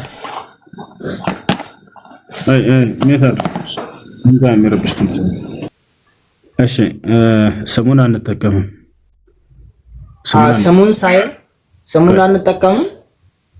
ስሙን አንጠቀምም። ነገር ግን የኢሳ ተከታይ መሆናችንን ሁሌ እኮ እንናገራለን። ኢሳንም ሆነ ኢብራሂም፣ እስማኤል ሁላቸውንም ነብያቶች እንከተላቸዋለን። ነብያችን ስለ አላህ በቁርአን ላይ ሲያስ ኡላኢከ الذين هدى الله فبهداه مقتدي ይላል። እና ኢሳን ከጠቀሰ በኋላ አላህ እነዚህን ወደ ቀኑ መንገድ የመራሃቸው በእነርሱም መንገድ ላይ ተከተል ይላቸዋል። ስለዚህ እኛ የነብያቶች ተከታይ ነን። ከነዚያ መካከል አንደኛው ኢሳ አለይሂ ሰላም ናቸው። ግን ከክርስቲያኖች ነን አይባልም በፍጹም። አላህ Subhanahu Wa Ta'ala ክርስቲያን የሚለውን ቃል አንስተው አውግዞታል። ማንም ይህን ስም የሰየማቸው የለም። ራሳቸውን ክርስቲያኖች ብለው የሰየሙ ብለው የተናገረው الذين قالوا إننا نصارى እኛ ክርስቲያኖች ነን ያሉ ብሎ ነው የገለጻቸው። ሲቀጥል ክርስቲያን ማለት የክርስቶስ ተከታይ ማለት ነው ያለው ማን ነው? ይሄንን ብሎ ከሆነ ዶክተር ዛኪር ስህተት ነው። ክርስቲያን ማለት የክርስቶስ ተከታይ ማለት አይደለም። ያቻን የሱ ተከታይ ማለት አይደለም። ክርስቲያኖች አምላክ አላህ Subhanahu Wa Ta'ala ያመጹ በእርሱ ላይ መሲሁንና መንፈስ ቅዱስን አምላክ አድርገው የደለቡ አካሎች ናቸው እነዚህ። በፍጹም ክርስቲያን ማለት የክርስቶስ ተከታይ አይደለም። በፍጹም ክርስቲያኖች የክርስቶስ ተቃዋሚዎች ናቸው እያልኩ ብዙ ጊዜ እናገራለሁ። ምክንያቱም ክርስቲያኖች ሲባል ጊዜ የእምነት መሰረታቸው አለ። እነዚያን እምነት መሰረቶቻቸውን ከክርስቶስ አስተምሮ ጋር ሄደን ስናስተያያቸው ሰማይና ምድር ናቸው፣ በጣም ይጋጫሉ። ለምሳሌ ክርስቲያኖች ከእምነት መሰረቶቻቸው መካከል ክርስቶስን አምላክ ማድረግ ነው። ክርስቶስ የትኛውም ቦታ ላይ እኔ አምላክ ነኝ አምልኩኝ አላለም። ሁለተኛ አምላክ አንድም ሶስትም ነው ብሎ ማመን ነው። ነገር ግን ክርስቶስ ያስተማረው አምላክ አንድ ብቻ ነው ብሎ ነው ያስተማረው። ስለዚህ የክርስቶስ ተቃዋሚዎች ናቸው። ክርስቶስ ሰው ነኝ ይላል። ክርስቲያኖች ደግሞ አይ ሰው ብቻ አይደለም አምላክም ጭምር ነው ይሉታል። የክርስቶስ ተቃዋሚዎች ናቸው። ክርስቶስ እኔ አምላክ ነኝ ይላል። ክርስቲያኖች አይ አንተ አምላክ የለህም አንተ ራስህ አምላክ ነህ ይሉታል። ስለዚህ የክርስቶስ ተቃዋሚዎች ናቸው። ስለዚህ ክርስቲያኖችና መሲሁ በጣም ሰማይና ምድር ናቸው። እርሱ ተከታዮች ሳይሆኑ ተቃዋሚዎች ናቸው። አይ እሺ ባረከላ እና በቃ ይሄ ነበረ እና እንደዚህ አንድ ነገር ደግሞ ነበረ የሰማሁት እሱ ዶክተር ዛክር ሲያወራ ነበር የሰማሁት እና ቁርአን ላይ እኛ ፈልገን ነው ሰው የሆን ነው አንዱ ነው እና የቴስት ነገር ነው መሰለኝ ፈጣሪ ራሱ ፍትሃዊ አይደለም ለምን ሰው አድርጎ ፈጠረን እኛን ምክንያቱም ወንጀል እንደምንሰራ ያወቀ ምናምን ሲለው ሲጀመር እኛ ፈልገን ነው ሰው ሆነን የተፈጠርነው ይሄ ደግሞ ቁርአን ላይ አለ ምናምን ሲል ሰምቼ ነበር እና ይሄንስ እንዴት ታያለህ? ላ ስህተት ነው። በእስልምና አስተምህሮ አላህ Subhanahu Wa Ta'ala ምርጫ ፈቃድ የሰጠን ነገራቶች አሉ ወይ? አዎ አሉ። ነገር ግን ያልተሰጠብን ነገራቶች አሉ ወይ? አዎ አሉ። ነፃ ምርጫ ባልተሰጠን ፈቃድ ላይ አላህ Subhanahu Wa Ta'ala ማንንም አልበደለም። በሁላቸውም ነገራቶች ላይ አምላክ አላህ Subhanahu Wa Ta'ala ማንንም አልበደለም። ወታቻው አይደል? ያ ነው አምላክ አላህ Subhanahu Wa Ta'ala ለምሳሌ እኛን ሰው አድርጎ መፍጠሩ መላእክቶችን መልአክ አድርጎ መፍጠሩ ቀድሞ አማክሮን ነው ወይንም ይሄን አስመርጦን ነው ወይ? ላ አይደለም። ነገር ግን በዚህ መርጦ በፈጠረን ነገር ላይ አምላክ አላህ Subhanahu Wa Ta'ala ነገ ትንሣኤ ቀን ይቀጣናል ወይ ነው። የዛኔ ቢቀጣን ኑሮ ፍትሃዊ አይደለም ማለት የሚችለው ይሄ የዛኔ ነበር። አምላክ ራሱ ወዶና ፈቅዶ ባደረገኝ ነገር ላይ ቢጠይቀኝና ቢቀጣኝ የዛኔ አምላክ ኢፍትሃዊ ነው ቢል ችግር የለውም ነበር። ለምሳሌ እኔ ወንድ አድርጎ ፈጥሮኛል አይደለ? ደግሞ ሌላኛዋን ሴት አድርጎ ፈጥሯታል። ይህ የማን ፈቃድ ነው? የአምላክ ፈቃድ ነው። ራስ በወሰነው ነገር ነገ ትንሣኤ ቀን ለምን ወንድ ሆነ ተፈጠርክ ቢለኝ እና ቢቀጣኝ ይሄ ፍትህ ነው አይደለም? ፍትህ አይደለም አይደለ? ምክንያቱም በራሱ ነው ነገር ነው። አይ ይሄ ነው። አሁን ሌላው ደግሞ ምንድነው ነፃ ምርጫ ፈቃድ የተሰጠኝ ነገራቶች አሉ። ማንኛውም ጽድቅና ኃጢአት ስራዎች ከሰዎች የሚገኙ ሁሉ የራሳችን ምርጫዎችና ስራዎች ናቸው። ሶላት መስገድ ሊሆን ይችላል ከጽድቅ፣ ከኃጢአት ደግሞ መስረቅ ሊሆን ይችላል።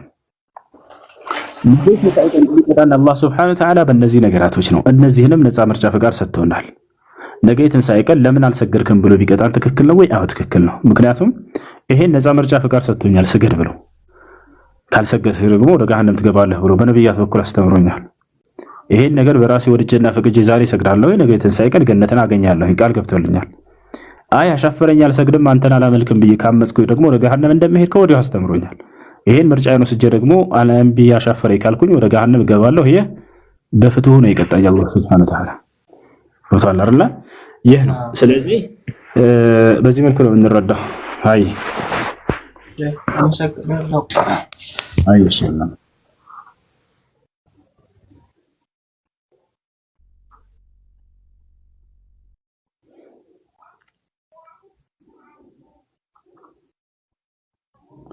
እሺ ጥያቄ አለ ቀጥታ هالو تسمعن كلامي ኡስታዝ ቅድም ባነሳው ነገር ላይ አንድ ነገር ልጨምር ተከታተለ አይ ቻው እሺ አንዴ ካሜራ ልክፈትና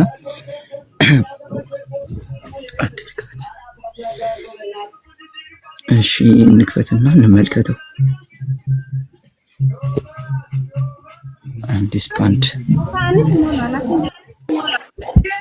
እሺ እዚህ ጋር ምን ይለናል ጀማው ቅድም ኡስታዝ እሱ ስለ እስልምና አስረዱ አንድ ባሪያ እንትን ትቀበላለች ወይም ካገባት በኋላ ነው እንትን የሚላት ግንኙነት የሚፈጽሙት ነገር ግን በባይብል ውስጥ እስቲ እንመልከት ይፈተሽ ባይብላችሁ ዘዳግም 21 ምዕራፍ 10 ከቁጥር 10 እስከ 17 ድረስ እንዲላል ጠላትን ልትዋጋ በወጣ ጊዜ አምላክም እግዚአብሔር በእጅ አሳልፎ በሰጣቸው በሚማርከው በተማረከው መካከል የተዋበች ሴት ብታይ ብትመኛት ሚስት ልታደርጋት ብትወድም ወደ ቤት ታመጣታለህ እርሷም ራሷን ትላጫለች ጥፍሯንም ትቆረጣለች የተማረከችውን ልብስ ታወልቃለች በቤትም ተቀምጣ ስለ አባቷና ስለ እናቷ አንድ ወር ታለቅሳለች ስንት ወር አንድ ወር ታለቅሳለች እስካሁን ሚስቱ አልሆነችም ሙሉ ታለቅሳለች ከዛም በኋላ ትደርስባታለህ አለ ወይም ደግሞ ግንኙነት ትፈጽምባታለህ አለ ክርስትና ይሄ ነው በቃ ግንኙነት ከፈጸመ በኋላ ዝሙትን ከፈጸመ በኋላ ነው የሚያገባት ያችን ሴት ማለት ነው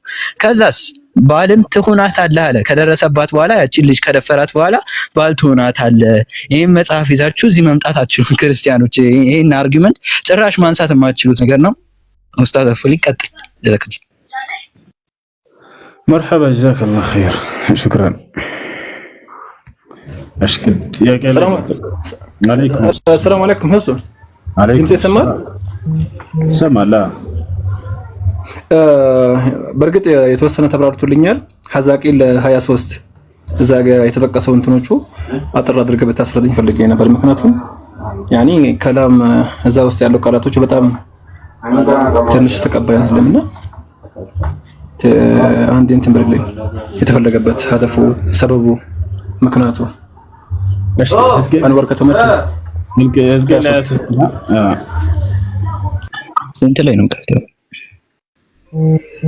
ሕዝቅኤል 23 ላይ ትንሽ ከበድ የሚሉ ቃላቶች አሉ ያ ማለት ከበድ የሚሉ ስላችሁ ላይምሮ የሚከብዱ የሆኑ ቃላቶች እንግዲህ እዚህ ቦታ ላይ እግዚአብሔር ሁለት ሴቶች ሚስቶች እንዳሉት ይናገራል አይ ምሳሌ ነው ብለው ይነግሯቸዋል እሺ እንደው ምሳሌ በሚለው ነው ሰድ እንዲህ አይነት ቃላቶችን አምላክ ምሳሌ ማድረጉ ምንድነው ዓላማው ነው አሁን እናንብበው እግዚአብሔር ምን ይላል የእግዚአብሔር ቃል ወደ እኔ እንዲህ ሲል መጣ ይላል ሕዝቅኤል እንግዲህ ሕዝቅኤል ከነቢያቶች መካከል አንድ ነብይ ነው እንዲህ ሲል መጣ አንዴ ያውጣላቸው ቅድም አንዋር ነበርክ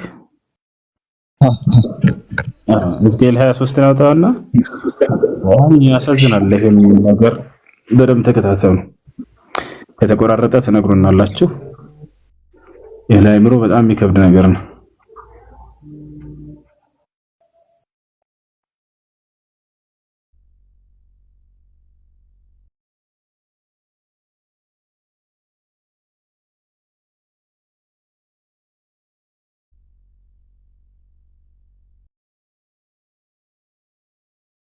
ኡስታዝ ከፍቼዋለሁ ቀጥል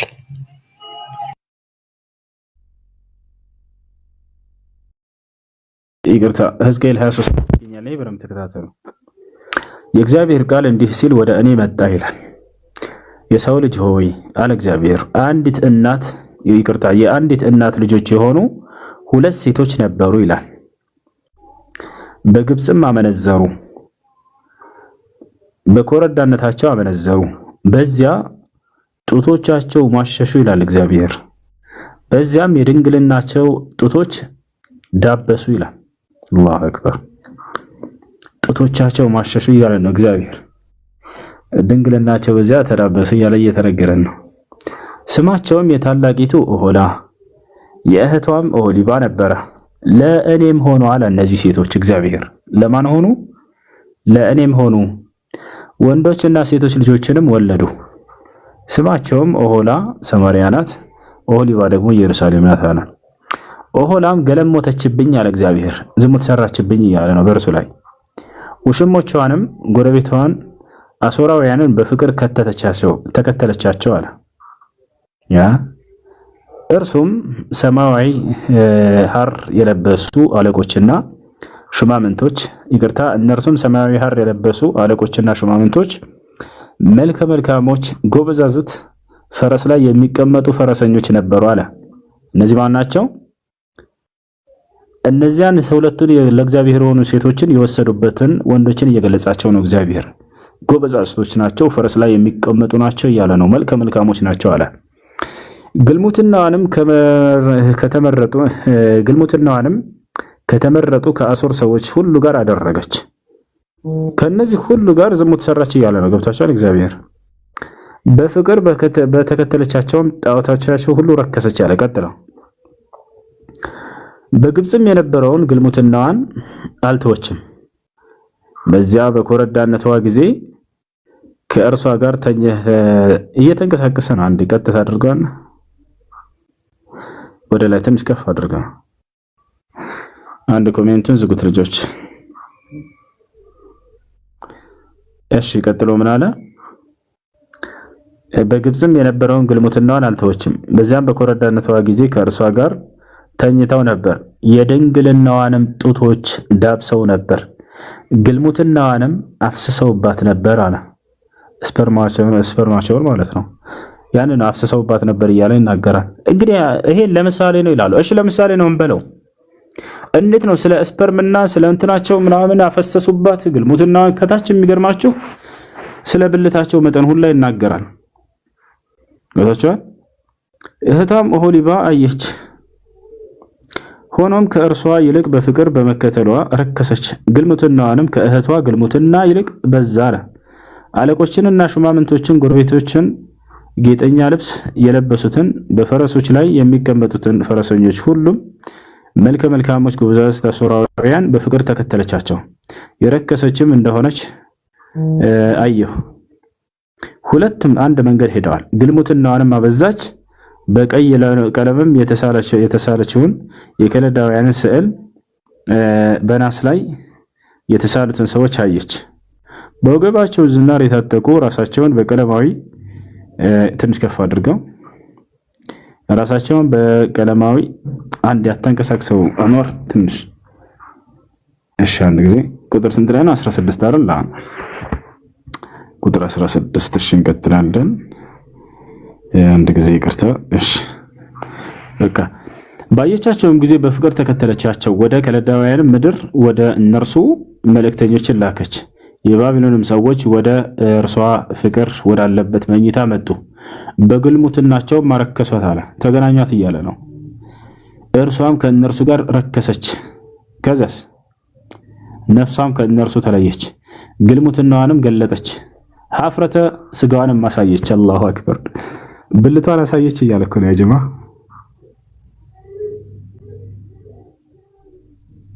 ይሰማችኋል? ይቅርታ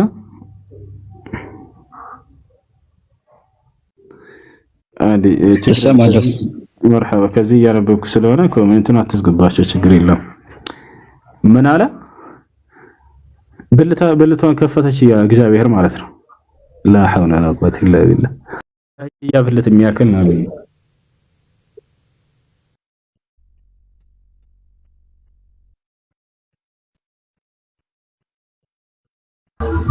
እዚህ ጋር ተናውቆ ነው እንትን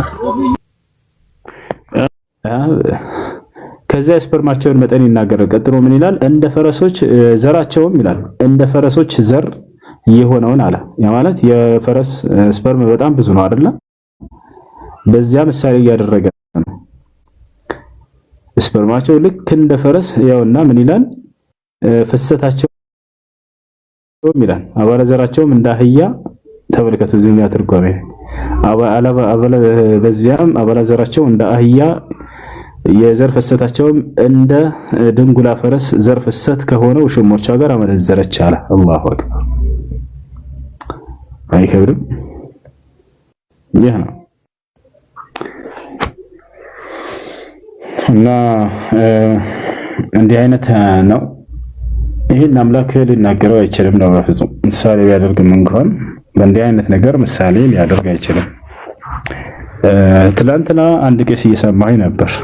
መጋቢ ማን የተባለ እዚሁ ቲክቶክ ላይ ወላሂ ቃል በቃል ምን ይላል? መኃልየ ዘሰለሞንን ከ18 ዓመት በታች የሆኑ ህፃናቶች እንዳያነቡት እንከለክላለን እያለ ቃል በቃል ይናገራል። መኃልየ ዘሰለሞን እንዳያነቡት ክልክል ነው፣ በፍጹም ከልክሏቸው ልጆቻቸውን እያለ ይናገራል። ምክንያቱም ስሜት ቀስቃሽ የሆኑ ቃላቶች ናቸው እንዳለ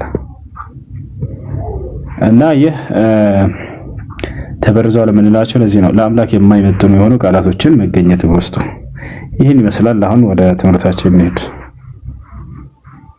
አይ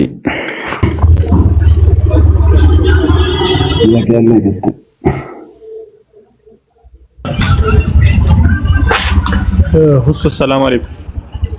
ወአለይኩም ሰላም ወራህመቱላሂ ወበረካቱ። እሺ እኔ ልጠይቅ የገባው የነብዩላህ ሃሩን ታሪክን አንዳንድ ነገር ልትነግረኝ ትችላለህ?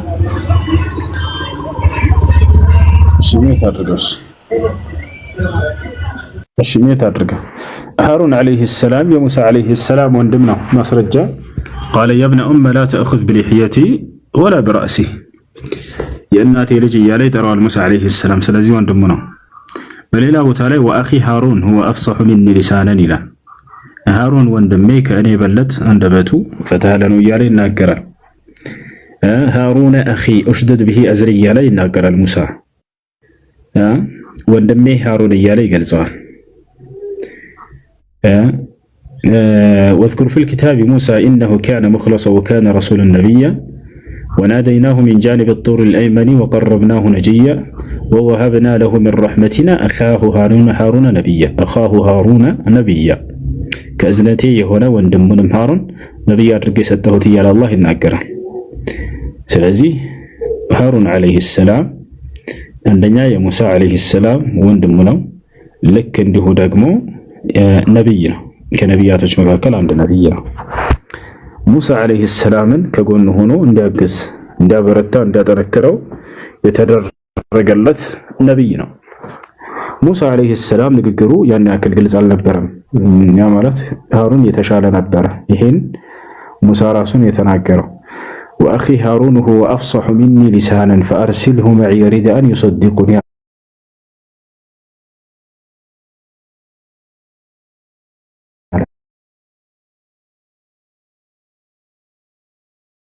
ነገሩ ነብይነትን ለወንድሙ የጠየቀ ታላቅ ሰው ብለው ገለጹትና ወበከ ዓለይሂ ወበከ ሼኽ አልዓላማ ሷሊህ አልፈውዛን ሐፊዘሁላህ ተዓላ ወራህ በጣም አለቀሱ።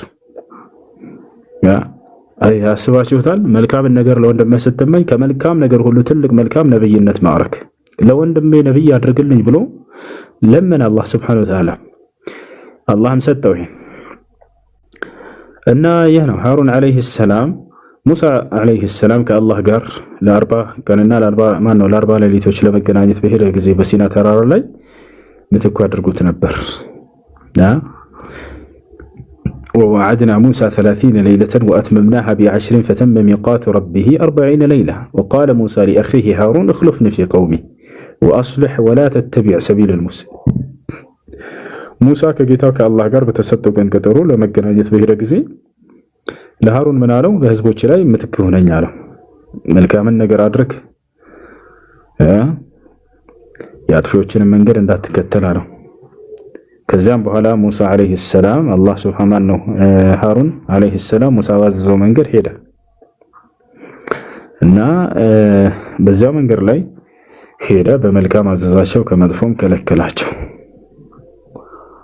ሙሳ ዓለይሂ ሰላም በሄደበት ጊዜ ሳሚሪ የተባለ ሰው ጣዖትን ሰርቶላቸው ነበር ለእስራኤላውያኖች። በዚያን ጊዜ ሃሩን የተቻለውን ሁሉ አደረገ፣ ዳዕዋ አደረገላቸው። ተው ይህን ጣዖት አታምልኩ ብሎ ከለከላቸው። ነገር ግን ሊሰሙት አልቻሉ። ልክ ሙሳ በተመለሰ ጊዜ ያንን ጣዖት ከወርቅና ከብር ተቀልጦ የተሰራውን ወይፈን አቀለጠውና አቃጠለባቸው። አመድ ካደረገው በኋላ አፈር ውስጥ በተነው፣ ማነው ውሃ ውስጥ በተነው።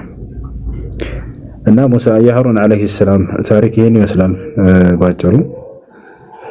ሙሳ በተነሳ ቁጥር አብዛኛውን ጊዜ በቁርአን ላይ ተነስተዋል። ይሄ ነው። እሺ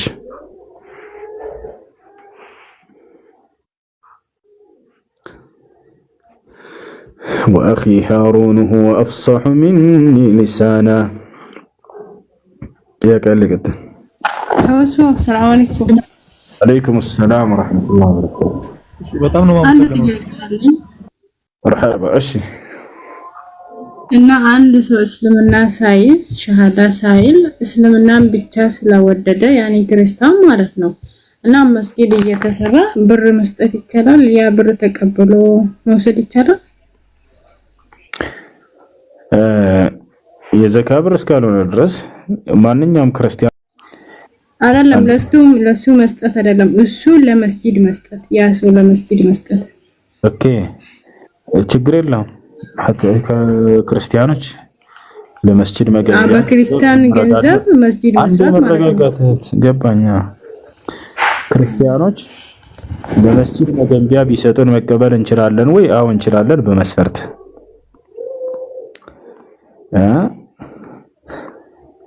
ሃሩን ምድር ላይ ነው የሞተው፣ ተቀብሯል። ነገር ግን ሩሑ በሰማይ ትገኛለች። አራተኛ ማነው አምስተኛ ሰማይ ላይ። እሺ ከክርስቲያኖች ወይንም ከአይሁዲዎች በአጠቃላይ ከሌላ እምነት ተከታዮች ለመስጂድ መገንቢያ ቢሰጡን መቀበል እንችላለን ወይ? አዎ በመስፈርት። አንደኛው መስፈርት ምንድነው?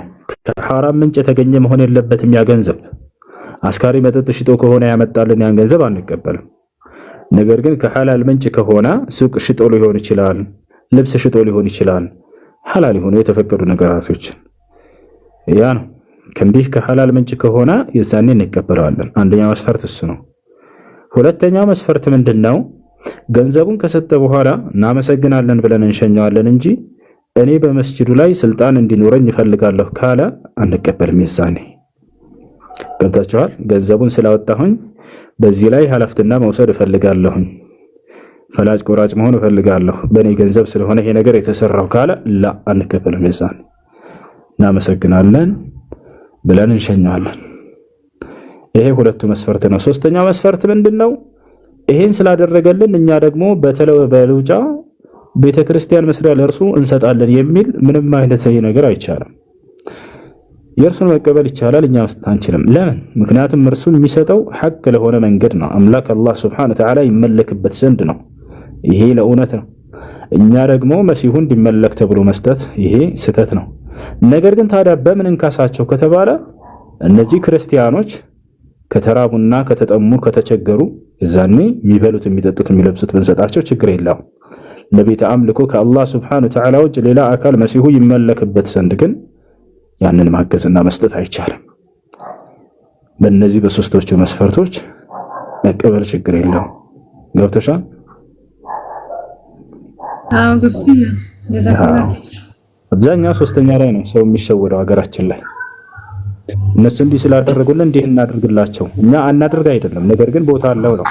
በቤተ አምልኮ መስሪያ ሳይሆን ክርስቲያን ከተራበ ማብላት ትችላላችሁ፣ ክርስቲያን ከተጠማ ማጠጣት ትችላላችሁ፣ ክርስቲያን ከተራቆተ ማልበስ ትችላላችሁ።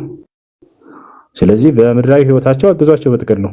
ሃይማኖታዊ ነክና የአምልኮ ጉዳይ ከሆነ ግን በዚያ ነገር ላይ ማገዝ አይቻልም። ነገር ግን ወደ እስላም እንዲመጡ ነው፣ ከዚያ ነገር እንዲወጡ ነው ጥሪ ማድረግ ያለባችሁ፣ ልክ እንደ ነብያቶች። لأنكم متبع الأنبياء والمرسلين እናንተ የነብያት የመልእክተኞች ተከታዮች ናችሁ። ወታቻን እሺ አጅር አለው ወይ? አዎ አጅር አለው ከእኛ ማለት ነው። ለነርሱ በመናደርገው የሚበላ የሚጠጣው አንድ ክርስቲያን በተሰጠው አጅር ታገኛላችሁ። አላህ በቁርአን ላይ ሲናገር ምን አለ? لا ينهاكم الله عن الذين لم يقاتلوكم في الدين ولم يخرجوكم من دياركم أن تبروهم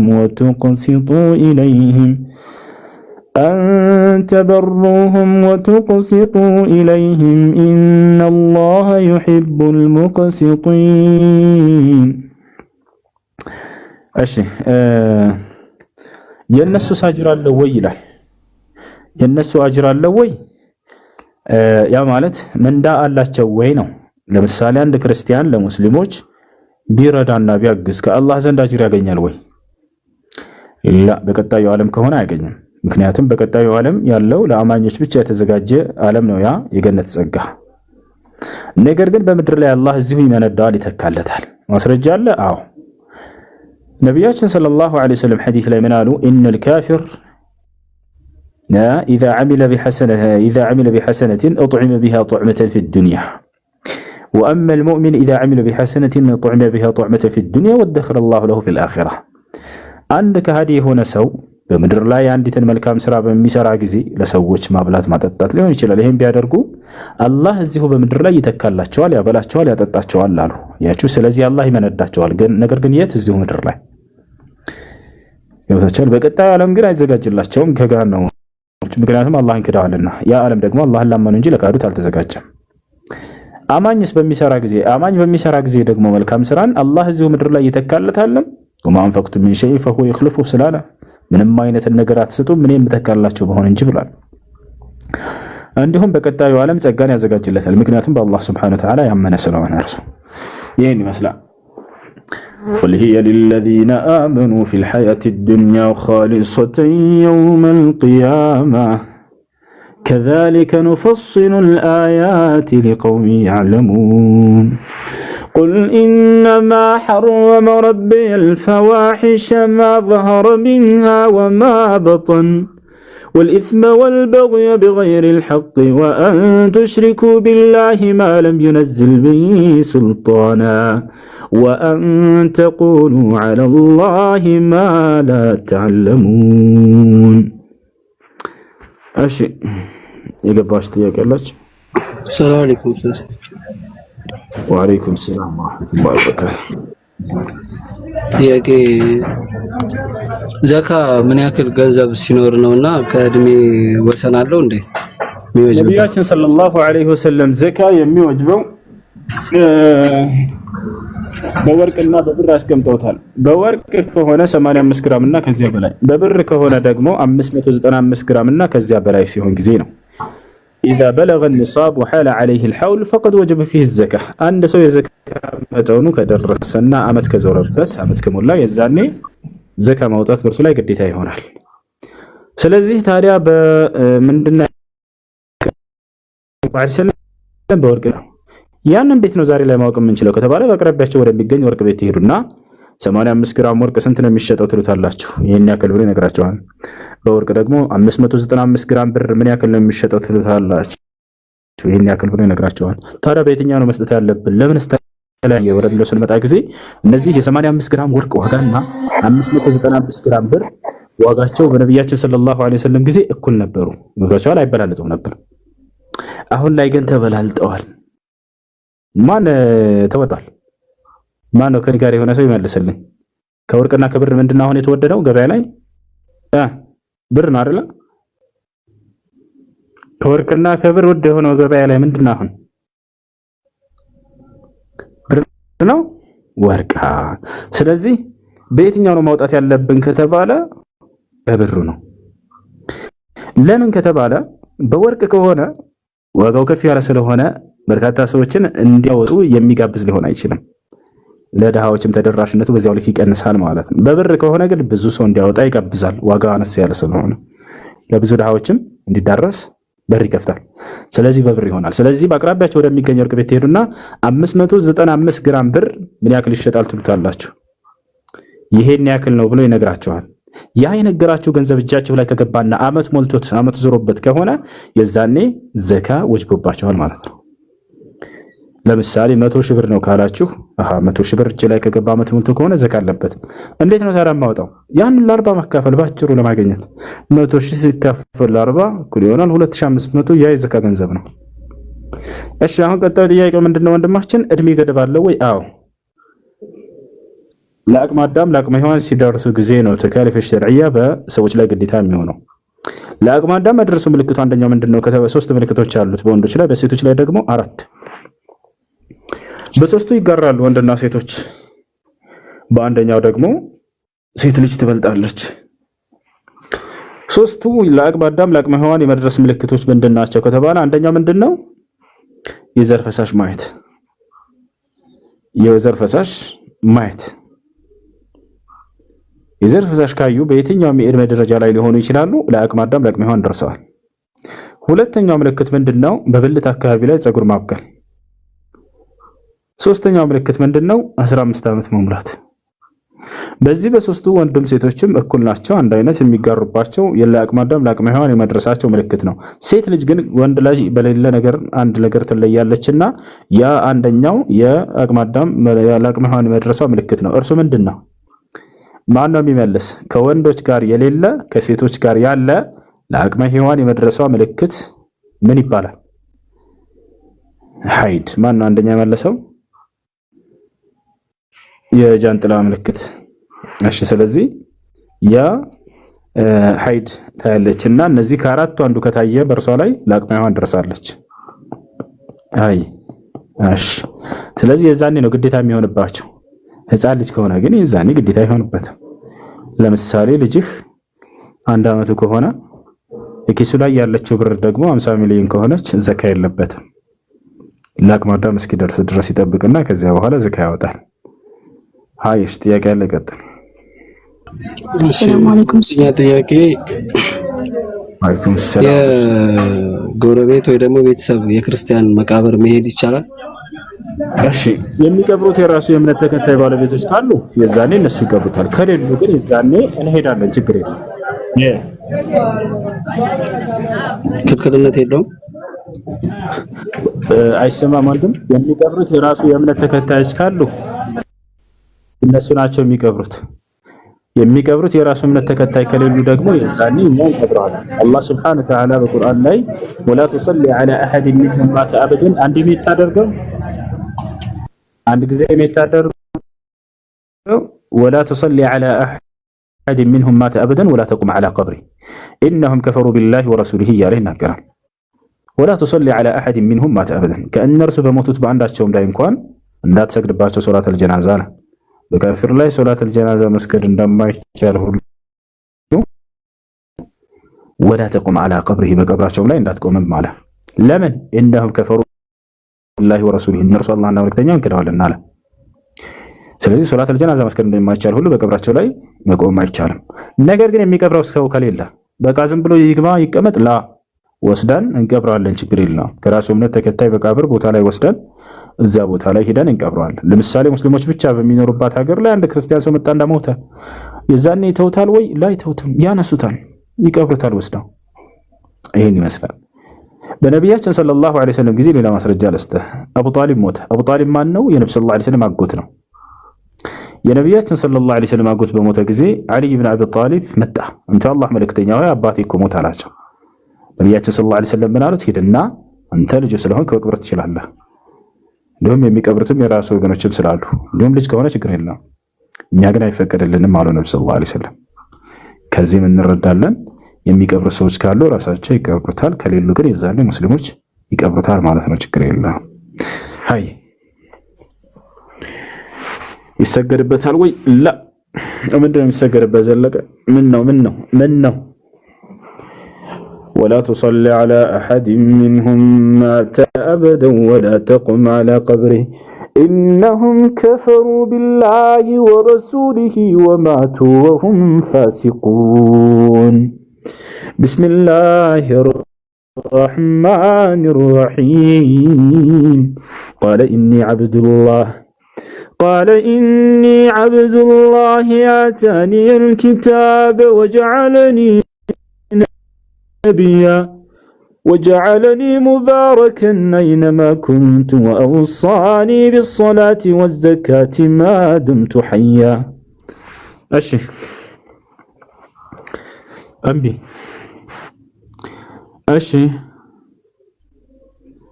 أمبي جزاك الله خير وإياكم.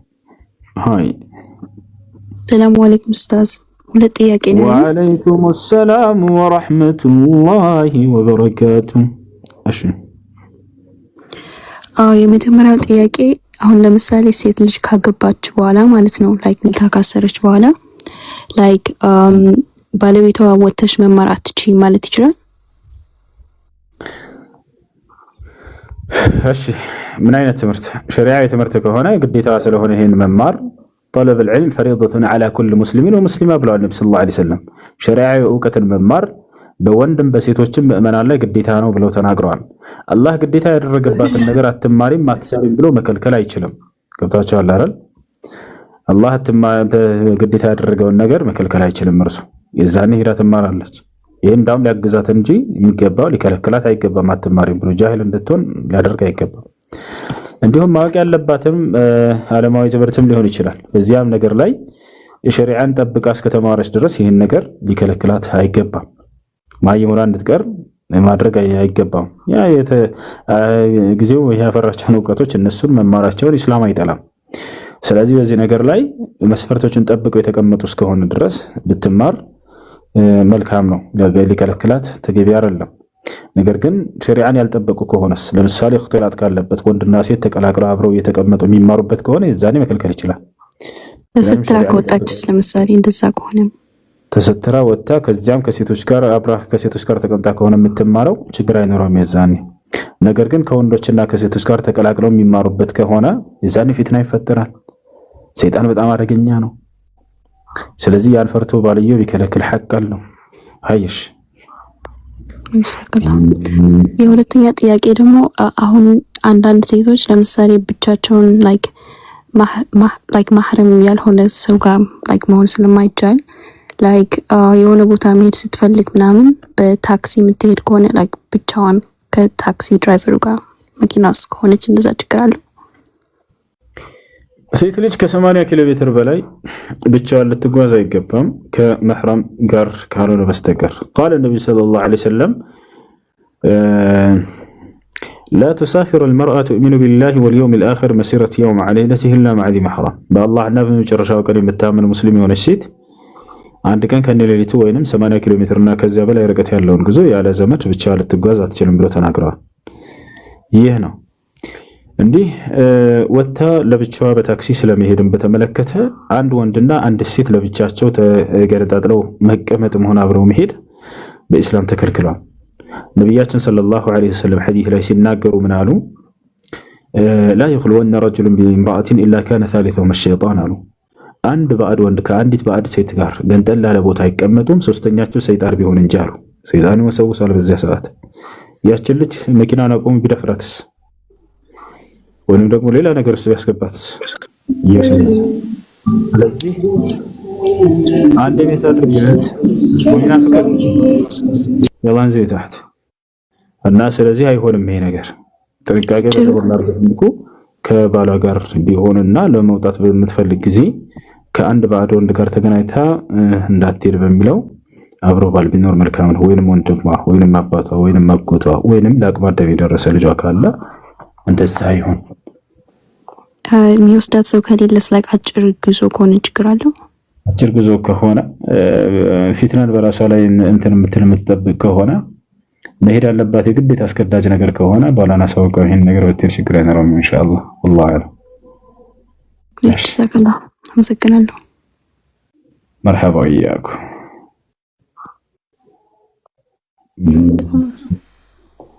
وعليكم السلام ورحمة الله وبركاته። ጥያቄ ነበረኝና ምን ይላል? አሁን ነፍሰ ጡር ነኝና ረመዳን ደግሞ ይደረሰ ነው። ኩልጃን ነፍስ ማሻአላህ ረመዳን ደግሞ ኩልጃው ማለት ነው ቀጣዩ። እሺ ያው እና ገና አሁን 3-4 ወር ነውና ረመዳንን ደግሞ የሆነ እርግዝናዬም ጥሩ አይደለም በጣም የሚከብድ አይነት ነውና መጾም አልችልም። ቀጣይ ዓመት ደግሞ እንዳልጾም ያው የዛኔም ወልጄ ገና 4 ወር ወይ 5 ወር ቢሆነኝ ነውና ማጥባት ምናምን የሚባል ነገር አለ። እሺ እና እንዴት ነው ማደርገው ማለት እንትኑ እንድትነግረኝ ብዬ ነው ፈተዋ ለመጠየቅ። እሺ በጾም በጽንሱ ላይ ችግር ሊፈጥር የሚችል ከሆነ የዛኔ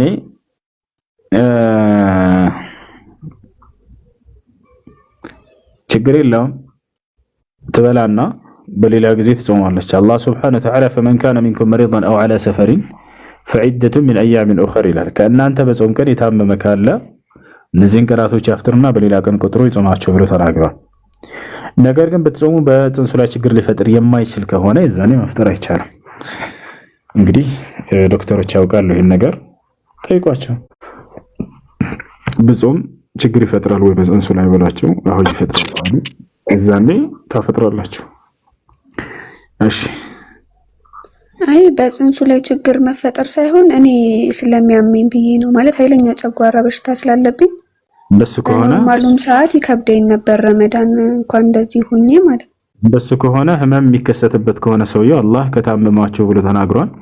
በዚያ በህመም ምክንያት የመጾም አቅሙ የማይኖራችሁ ከሆነ ታፈጥሩና በሌላ ጊዜ ቀጣ ታወጣላችሁ። ስለዚህ ቀጣይ ዓመት ቢያልፍም ችግር የለውም። አሁን ቀጣይ ዓመትም ረመዳን ይገባብኛል ሳልጾም አንድ ወሩን ማለት ነው። ታማኝ ምክንያት ካለው ሰውየው ችግር የለውም። ሁሱ ሰው ብር አበድሬው አልሰጥሽም አለኝ። ብሩን ነው ለሰውየው ያበድርሽው? ሰውየው ነው ለብር ያበድርሽው? እህት ገልብጠሻል ብዬ ነው። ሰው ብር አበድሬው አልሰጥሽም አለኝ። ለምንድን አልሰጠሽ? ደጋግሜ ጠየቅኩት አልሰጥሽም ማለት ተናድጄ ለአላህ ሰጠሁት። በዱንያ በአኺራ ማውፈረልም ብዬ እና ጥፋት አለብኝ? ላ ምንም አላጠፋሽም። መብራትም አላጠፋሽም፣ ባትሪም አላጠፋሽም፣ ፋኖስም አላጠፋሽም እና ብላክቦርድም ራሱ አላጠፋሽም። ትምህርት እየተማርሽ አላስታውስም። ይቅርታ ስቀልር ነው። ለማንኛውም ምን ነበር አንድ ሰው ተበድሎ ከሆነ ለአላህ መስጠቱ ችግር የለውም። ነቢያችን ሰለላሁ ዐለይሂ ወሰለም ሐዲስ ላይ ሲናገሩ ምን አሉ? ወተቂ ዳዕወተል መዝሉም ፈኢነሁ ለይሰ በይነሃ ወበይነ አላሂ ሒጃብ አሉ። የተበደለን ሰው ዱዓ ፍሩ፣ ተጠንቀቁ። በተበደለ ሰው ዱዓና በአላህ መካከል ግርዶሽ የለምና አሉ። ያ ማለት የተበደለ ሰው ዱዓ በቀጥታ ይደርሳል። ስለዚህ ይህ ሰው ዱዓ ቢያደርግ ለአላህ ቢሰጥ ወንጀለኛ አይደለም፣ ይችላል፣ ሐቅ አለው። እሺ እሱ አንድ ጥያቄ ነበር ሌላ። እሺ አባቴ ካረፈ 4 ዓመት ሆኖታልና ሰሞኑን በጣም በህልሜ እየተመላለሰ ነው። ምን ማድረግ ነው ያለብኝ?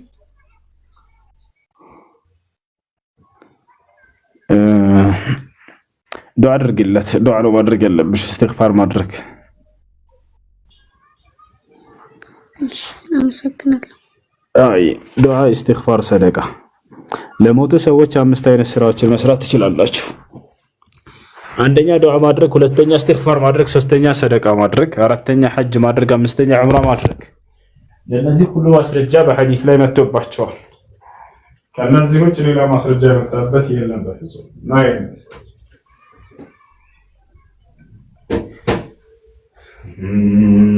ቃለ ኢኒ ዐብዱላህ አታኒ። የሚፈጥሩ ሰዎች እኮ ይሄ ፈጠራ የዚህ ሰውዬ ነው ተብሎ ይገለጻል።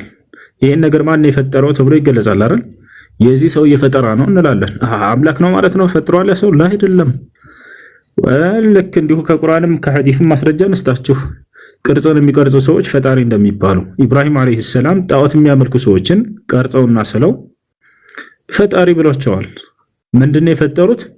ጣዖትን መቅረጻቸውን ማለት ነው። በእነርሱ ቅርጽ መስራታቸውን። ምን ይላል መሰላቸው ሲናገር ሱረት አልዐንከቡት ላይ ወኢብራሂም ኢዝ ቃለ ሊቀውሚሂ እዕቡዱላህ ወተቁሁ ዛሊኩም ኸይሩን ለኩም ኩንቱም ተዕለሙን ኢነማ ተዕቡዱነ ሚን ዱኒላሂ አውሳነን ወተኽሉቁነ ኢፍካ አላቸው። አንዴ ላሳያችሁ በቁርአን ላይ አውጥቼ። ጣዖትን የሚቀርጹ ሰዎችን ኢብራሂም ፈጠሩ ብሏቸዋል። ስለዚህ አምላክ ናቸው ሊሉ ነው እዛ መጥተው ፈጠረ ስለተባሉ፣ ወይንም ፈጣሪዎች ናቸው ሊሉ ነው? ላ ይሄ አያስኬድም። አንዴ ከፍቼ ላሳያችሁ። አንደኛ ወፍን ፈጥሯል የሚል የለም። ኑ ላሳያችሁ ከቁርአኑ ጀምሬ ማለት ነው። እነሱ ሊሰጡ የሚፈልጉት ይሄንን ነው። ፈጣሪ እንዳልሆነ መጽሐፍ ቅዱስ ላይ ሲያረጋግጡ ጊዜ ቁርአን ላይ መጥተው ፈጣሪ ሊያደርጉት ፈለጉ። ወይ ጉድ! ያውና ሱራ አሊ ኢምራን 49 ላይ ይገኛል። ከሱ እንጀምራለን። ወፍን ፈጥሯል ሳይሆን የሚለው የወፍን ቅርጽ ፈጥራለሁ ነው የሚለው።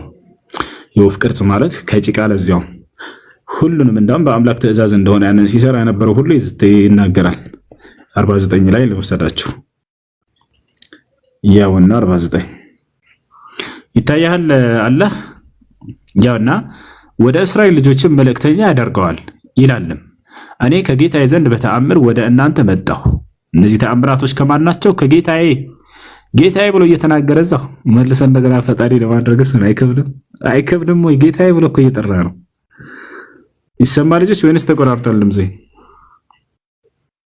ይሰማችኋል? መልካም ቀጥሎ ምን አለ?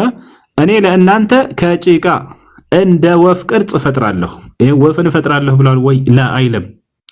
ወፍን ፈጥሯል ካላችሁ ቀጥታ ወፍን ፈጥሯል የሚለውን አምጡ በሏቸው። የትም አያመጡ። ከጭቃ የወፍ ቅርጽ ነው የሚለው። ከጭቃ እኔ የዝሆን ቅርጽ ልሰራ እችላለሁ፣ ከወፍ የተሻለ ማለት ነው። ገብታችኋል አይደል? ከጭቃ የወፍ ቅርጽ እሰራላችኋለሁኝ አላለቀ። ታዲያ ሌሎች ቅርጽን መቅረጽ መፍጠር ተብሎ ይገለጻል እንደ አረበኛ ቋንቋ። ገብታችኋል አይደል? አሁን ሌላ ማስረጃ ልስጣችሁ፣ ከቁርአንም ከሐዲስም ልስጣችሁ፣ ከቁርአንም ልስጣችሁ። ኢብራሂም አለይሂ ሰላም ጣዖት የቀረጹ ሰዎችን ፈጠሩ ብሎ ገልጿቸዋል። ነገር ግን ፈጣሪ ለማለት ሳይሆን ቀራጺ ለማለት ነው፣ መቅረጻቸውን ለመግለጽ ነው። ሱረቱል አንከቡት ላይ እንሂድ። ያውና ኢብራሂም ይታያቸዋል። ኢብራሂም ለህዝቦቹ ባለ ጊዜ አስታውስ፣ አላህን ተገዙ ፍሩትም፣ ይህ የምታውቁ ብትሆኑ ለእናንተ በላጭ ነው አላቸው። አሁን ጣዖት አምላኪዎቹን ሊያናግራቸው ነው። ከአላህ ሌላ የምትገዙት ጣዖታትን ብቻ ነው አለ። እነዚህ ጣዖታትን የሚቀርጿቸውን ውሸትንም ትቀጥፋላችሁ። አያችሁ አይደል? ወተኽሉቁነ ኢፍካ ተኽሉቁነ ብሎ የአረበኛው ላይ ትፈጥራላችሁ፣ ውሸትን ትፈጥራላችሁ ነው የሚለው። እዚህ ቦታ ላይ ውሸትን ትቀጥፋላችሁ፣ ትቀጣጥፋላችሁ ብሎ ተርጉሞታል። ነገር ግን አረበኛው ቃል ላይ ልክ ለዒሳ የመጣው ቃል እዚህም መጥቷል። ወተኽሉቁነ ኢፍካ አኽሉቁ ለኩም አለ ዒሳ ወተኽሉቁነ ተባሉ። እዚህ ጋር ይታያችኋል አይደል? ቅጥፈትንም ትፈጥራላችሁ። ቅጥፈት የተባሉት ምንድናቸው? ጣዖቶቹ ናቸው። ጣዖቶችን መስራታቸውና መቅረጻቸው ፈጣሪ ያስብሏቸዋል። ታዲያ እነዚህ ፈጣሪዎች ናቸው? ላ አይደሉም። እሺ እየተቆራረጠ እንዳይሆን ቪዲዮ ልዝጋውና ልቀጥልላችሁ ማብራራት። ይሰማላ? ትስማዑን ከላሚ ይሰማል? ይሰማል። መልካም እና በሐዲስ ላይ ደግሞ እንጨምርላችሁ። ሐዲስ ላይ ነቢያችን ሰለላሁ ዐለይሂ ወሰለም ሲናገሩ ምን አሉ? ኢነ الذين يصنعون هذه الصور يقال لهم يوم القيامة أحيوا ما خلقتم። እነዚያ ዛሬ በምድር ላይ ቅርጻ ቅርጽን የሚሰሩ ሰዎች አሉ። ገብቷቸዋል? የህይወት ያላቸውን ቅርጻ ቅርጽ የሰውም የእንስሳትም የወፎችንም። የትንሣኤ ቀን እነዚህ ሰዎች ምን ይባላሉ ከአላህ ዘንድ አሉ? የፈጠራችኋቸውን ፍጥሮች ሩህ ዝሩባቸው፣ ነፍስ ዝሩባቸው ተብለው ይገደዳሉም አሉ። አያችሁ፣ መጀመሪያም ብሎ ገለጻቸው የሰራችኋቸው ወንም የቀረጻችኋቸው አሉ። ከዚያ በኋላ ምን አሉ? የፈጠራችኋቸውንም ነፍስ ዝሩባቸው ይባላሉ አለ። ስለዚህ መቅረጽ መፍጠር በሚል ይመጣል። ስለዚህ ዒሳ አለይሂ ሰላም እኔ ከጭቃ የወፍ ቅርጽ እቀርጽላችኋለሁ እያለ እየተናገረ ነው። ገብታችኋል? መፍጠር የሚለው መቅረጽ በሚል ተለዋዋጭ ቃሎች ሆነው ይመጣሉ በቁርአንም በሐዲስም ላይ እንዳሳያችሁ እና ይሄን ይመስላል። ስለዚህ ዒሳ አለይሂ ሰላም እዚያው ላይ ቀጥሎ ሲናገር ምን ይላል? በአላህ ፍቃድም ይሄንን እሰራለሁኝ አለ። መጨረሻ ላይ ይህ ሁሉ ከጌታቸው ዘንድ የመጣ ነው ብሎ ሁሉ ነገራቸው። እንዳለ ወደ አላህ አስጠግቶ እኮ ነው የተናገረው። ሁሉን ነገር የአምላክ የአላህ ስራ ነው። ይሄን ይመስላል። ለማንኛውም ቀጣይ ጥያቄ አለው።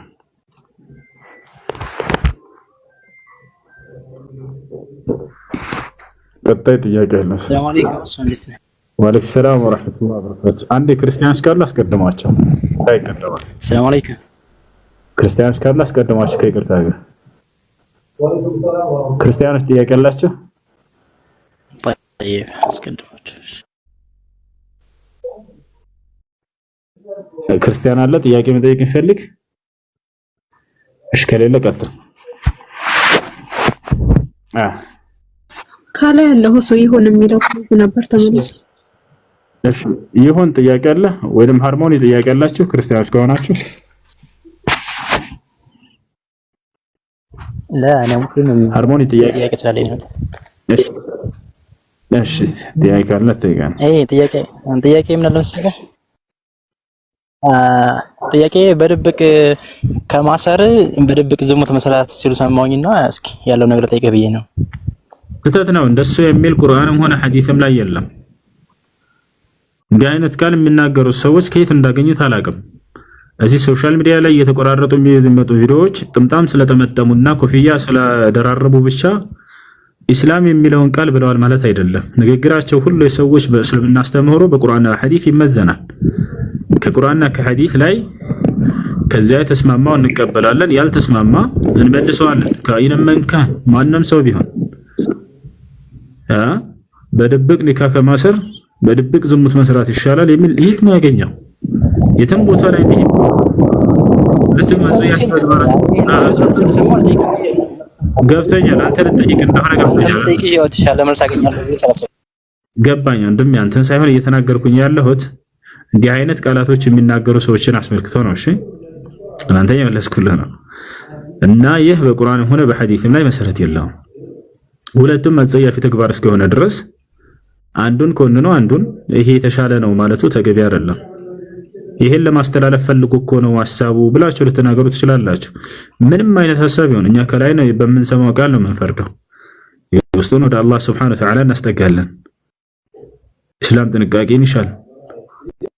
ይሄ ተወኩዕ من رب العالمين ከአላህ Subhanahu Wa Ta'ala ተወክሎ ልክ ለሰዎች ፈርመህና ማህተም መተህ እንደመስጠት ነው የሆነ ነገር። ነገ ትንሣኤ ቀን ትጠየቅበታለህ በእያንዳንዱ ንግግራቸው። لا تتكلم بكلمات يعني تعاقب بها يوم القيامة. ትንሣኤ ቀን የምትቀጣበትን ቃል እንዳትናገር። ولا تتكلم في دين الله يعني بدون علم. بالله سبحانه وتعالى دين ላይ ያለ ዕውቀት አትናገሩ። እንዲህ አይነት ቃላቶች ከቁርአንና ከሐዲስ መሰረት አላቸው። ሁለቱም አጸያፊ ተግባራቶች ናቸው። ሃይ እሺ ሁለተኛ ነገር ደግሞ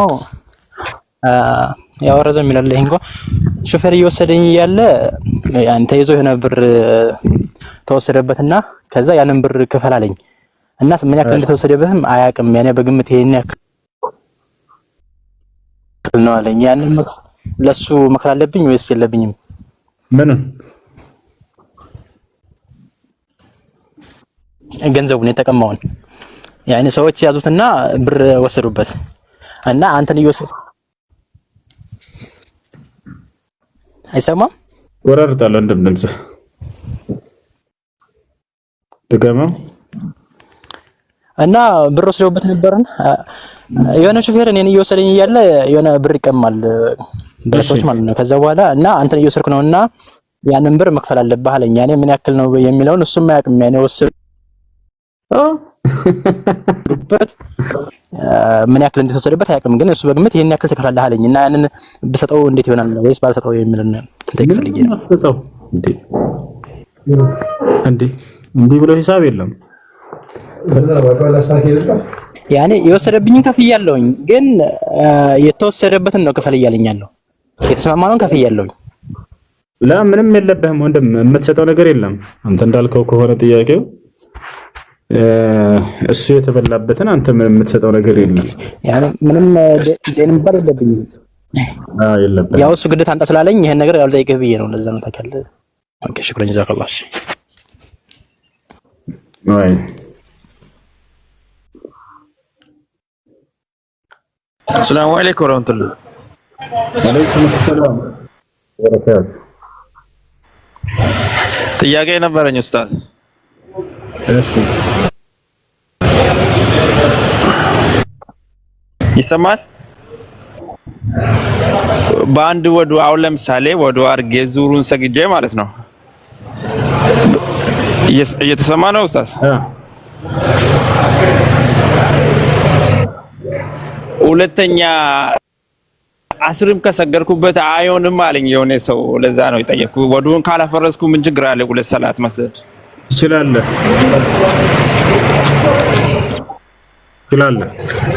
ይቻላል አይደል? ወዱን ካላፈረስኩ ማለት ነው። አዎ እስካል ተፋለ። እሺ አመሰግናለሁ ለመጠየቅ ነው።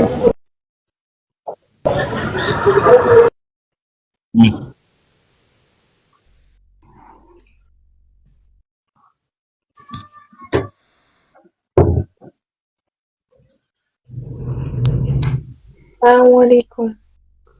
وعليكم السلام. ጥያቄ ያለኝ ጥያቄ ምንድነው? አባቴ ክርስቲያን ነውና እናቴ ሙስሊም ነችና ለምሳሌ እናቴን ስጋ ካበላውኝ በአባቴ ላይ ሀቅ የለብኝም? ደጋሚ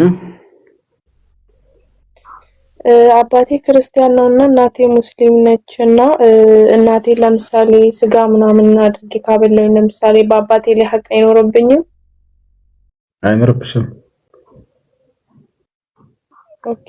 ሁለተኛ ደግሞ ጥያቄ ያለብኝ እናትና አባቴ በሰራተኝነት ሁኔታ ነበር ተጋብተው የወለዱኝና ከዛ እናትና አባቴ አልተስማሙኝ ነበርና የሁለት ወር እናቴ ጥላኝ ጎረቤት ያሳደገችኝ። ከዛ ደግሞ እዛ ቤት ያለው የሴትዮ ልጅ እኔ ለትዳር ተመኘኝ። ያኔ እናቱን ጡት ጠብቻለሁ። ከዛ ለኔ ሐራም ነው የሚሆንብኝ። ይሄ እንዴት ይታያል? ምንድነው? ረጋ ብለሽ ጠይቂ። ኮምፒውተር ሆንሽብኝ። ትንሽ ዝቅ ብለሽ እሺ። ኦኬ። ጥያቄ እናትና አባቴ እንደ ሰራተኛነት ነበር ተጋብቶ ያኔ አንድ ቤት እየኖሩ ተጋብቶ የወለዱኝና ከዛ ደግሞ እዛ ቤት እናቴ ስላልተመቻት እዛ ቤት ጥላኝ ወጣችኝ። የሁለት ወር ነበርኩኝ። ከዛ ቤት ደግሞ የሴትዮዬን እና ያደኩበት የሴትዮዬ እናት ጡት ደግሞ ጠብቼ ነበረ። ከዛ ደግሞ የሷ ልጅ ደግሞ እኔ ለትዳር ፈለገኝ ማለት ነው። ከዛ በኋላ እሱ ለትዳር ፈለገኝ ማለት ነው። ይሄን እንዴት ይታያል? እሺ ሴትዮዋ አንቺን አጥብታ አሳድጋሻለች? አዎ የሁለት ወር ነው ተቀብላ ያሳደገችኝ። ከአጥብታ ካሳደገችሽ የጥቢያው እንደምሽ ነው ሳየው ልጁ የሷ ልጅ። ስለዚህ አንቺ ማግባት አይችልም። ኦኬ። እኔ ደግሞ ከዛ በኋላ 3 አመት አረብ ሀገር ሰርቼ ገብቼ ነበርና ከዛ ለምን አዘየረኝም አለ። አንተ ለኔ ሀጅ ነብይ ነው የምትሆነው ምናምን አልኩት። ይሳል ይታያል። አንቺ ለሱ መህረም ነሽ፣ ከዘመዶች ነሽ፣ አጅነቢ አይደለሽም። ምክንያቱም ወንድምሽ ነው፣ እሱ የጠቢው ወንድምሽ ነው። በመካከላችሁ ፊትና የማይፈራ ከሆነ ወንድምነቱን የሚያውቅና የሚረዳ የሚያከብር ከሆነ በእስላም በሸሪዓ ህግ የሚንትን የሚል ከሆነ እንደ ወንድምሽ ነው እሱ። ነገር ግን ይሄ ሰው ለትዳር እየፈለገሽ አይነት ስሜት አለው። ስለዚህ እንዲህ አይነት ስሜት ካለው መነካካት የሚባለውን ነገር ይተውሱ ይተወሽ። ሁለተኛ ደግሞ አለን ጥያቄ ከእንስሳ ነው በጣም ብዙ ጊዜ ይጸጽተኛልና አንድ አህያ ጭነት ልጭን ብዬ ነበር። ሰዎችንም ሆነ እንስሳን በጣም ነበር የሚናከሰውና ከዛ አፉን በደንብ አርጌ ሰውንም ሆነ ማንንም ነገር አደጋ ላይ እንዳያደርስ በጣም አርጌ ሎክም ያሰረው ምናምን ነበር። ከዛ ደግሞ ያገመድ ደግሞ አጭር ነበርና ባሰርኩበት ቦታ ጎሮሮ ላይ ሄዶ ያዘና ከዛ ያ አህያ ሞተ። አላየውም ነበር። ከዛ የሆነ እንደ ምግብ አይነቶች ነገር ወስጄ ሰጠዋለሁ ስል ሞተዋል። ይሄ በጣም ይጸጽተኛል። ምንድነው ማድረግ የምንችለው በዚህ አይነት ነገር? ከጥንቃቄ ማነስ እንዲህ አይነት ነገራቶች እንዳይከሰቱባቸው ጥንቃቄ አድርጉ። አንዳንድ እንስሳቶችን ካሰራቸዋቸው የማብላት የማጠጣትና እነርሱን የመንከባከብ ኃላፊነቱን ትወስዳላችሁ። ካልሆነ በዚያ በመዘናጋታችሁ ምክንያት ትጠየቃላችሁ። ነብያችን ሰለላሁ ዐለይሂ ወሰለም በጣም አስፈሪ ሐዲስ ተናገሩ። አንድ ቀን ሐዲስ ላይ ሲናገሩ ምን አሉ? دخلت امرأة النار فيه الرح አሉ። አንዲት ሴት በደመት ምክንያት እሳት እንድትገባ ተወስኖባታል አሉ። ሱሐቦች ደነገጡ። كيف ذلك يا رسول الله አሏቸው። ይህ እንዴት ሊሆን ይችላል አንተ የአላህ መልእክተኛ? ሰው እንዴት በደመት ምክንያት የገሃነም እሳት እንደሆነ ይፈረድበታል አሉ። አስባችሁታል? ከዚያ ነብያችን ሰለላሁ ዐለይሂ ወሰለም አብራሩላቸው። ምክንያቱም ተናገሩ።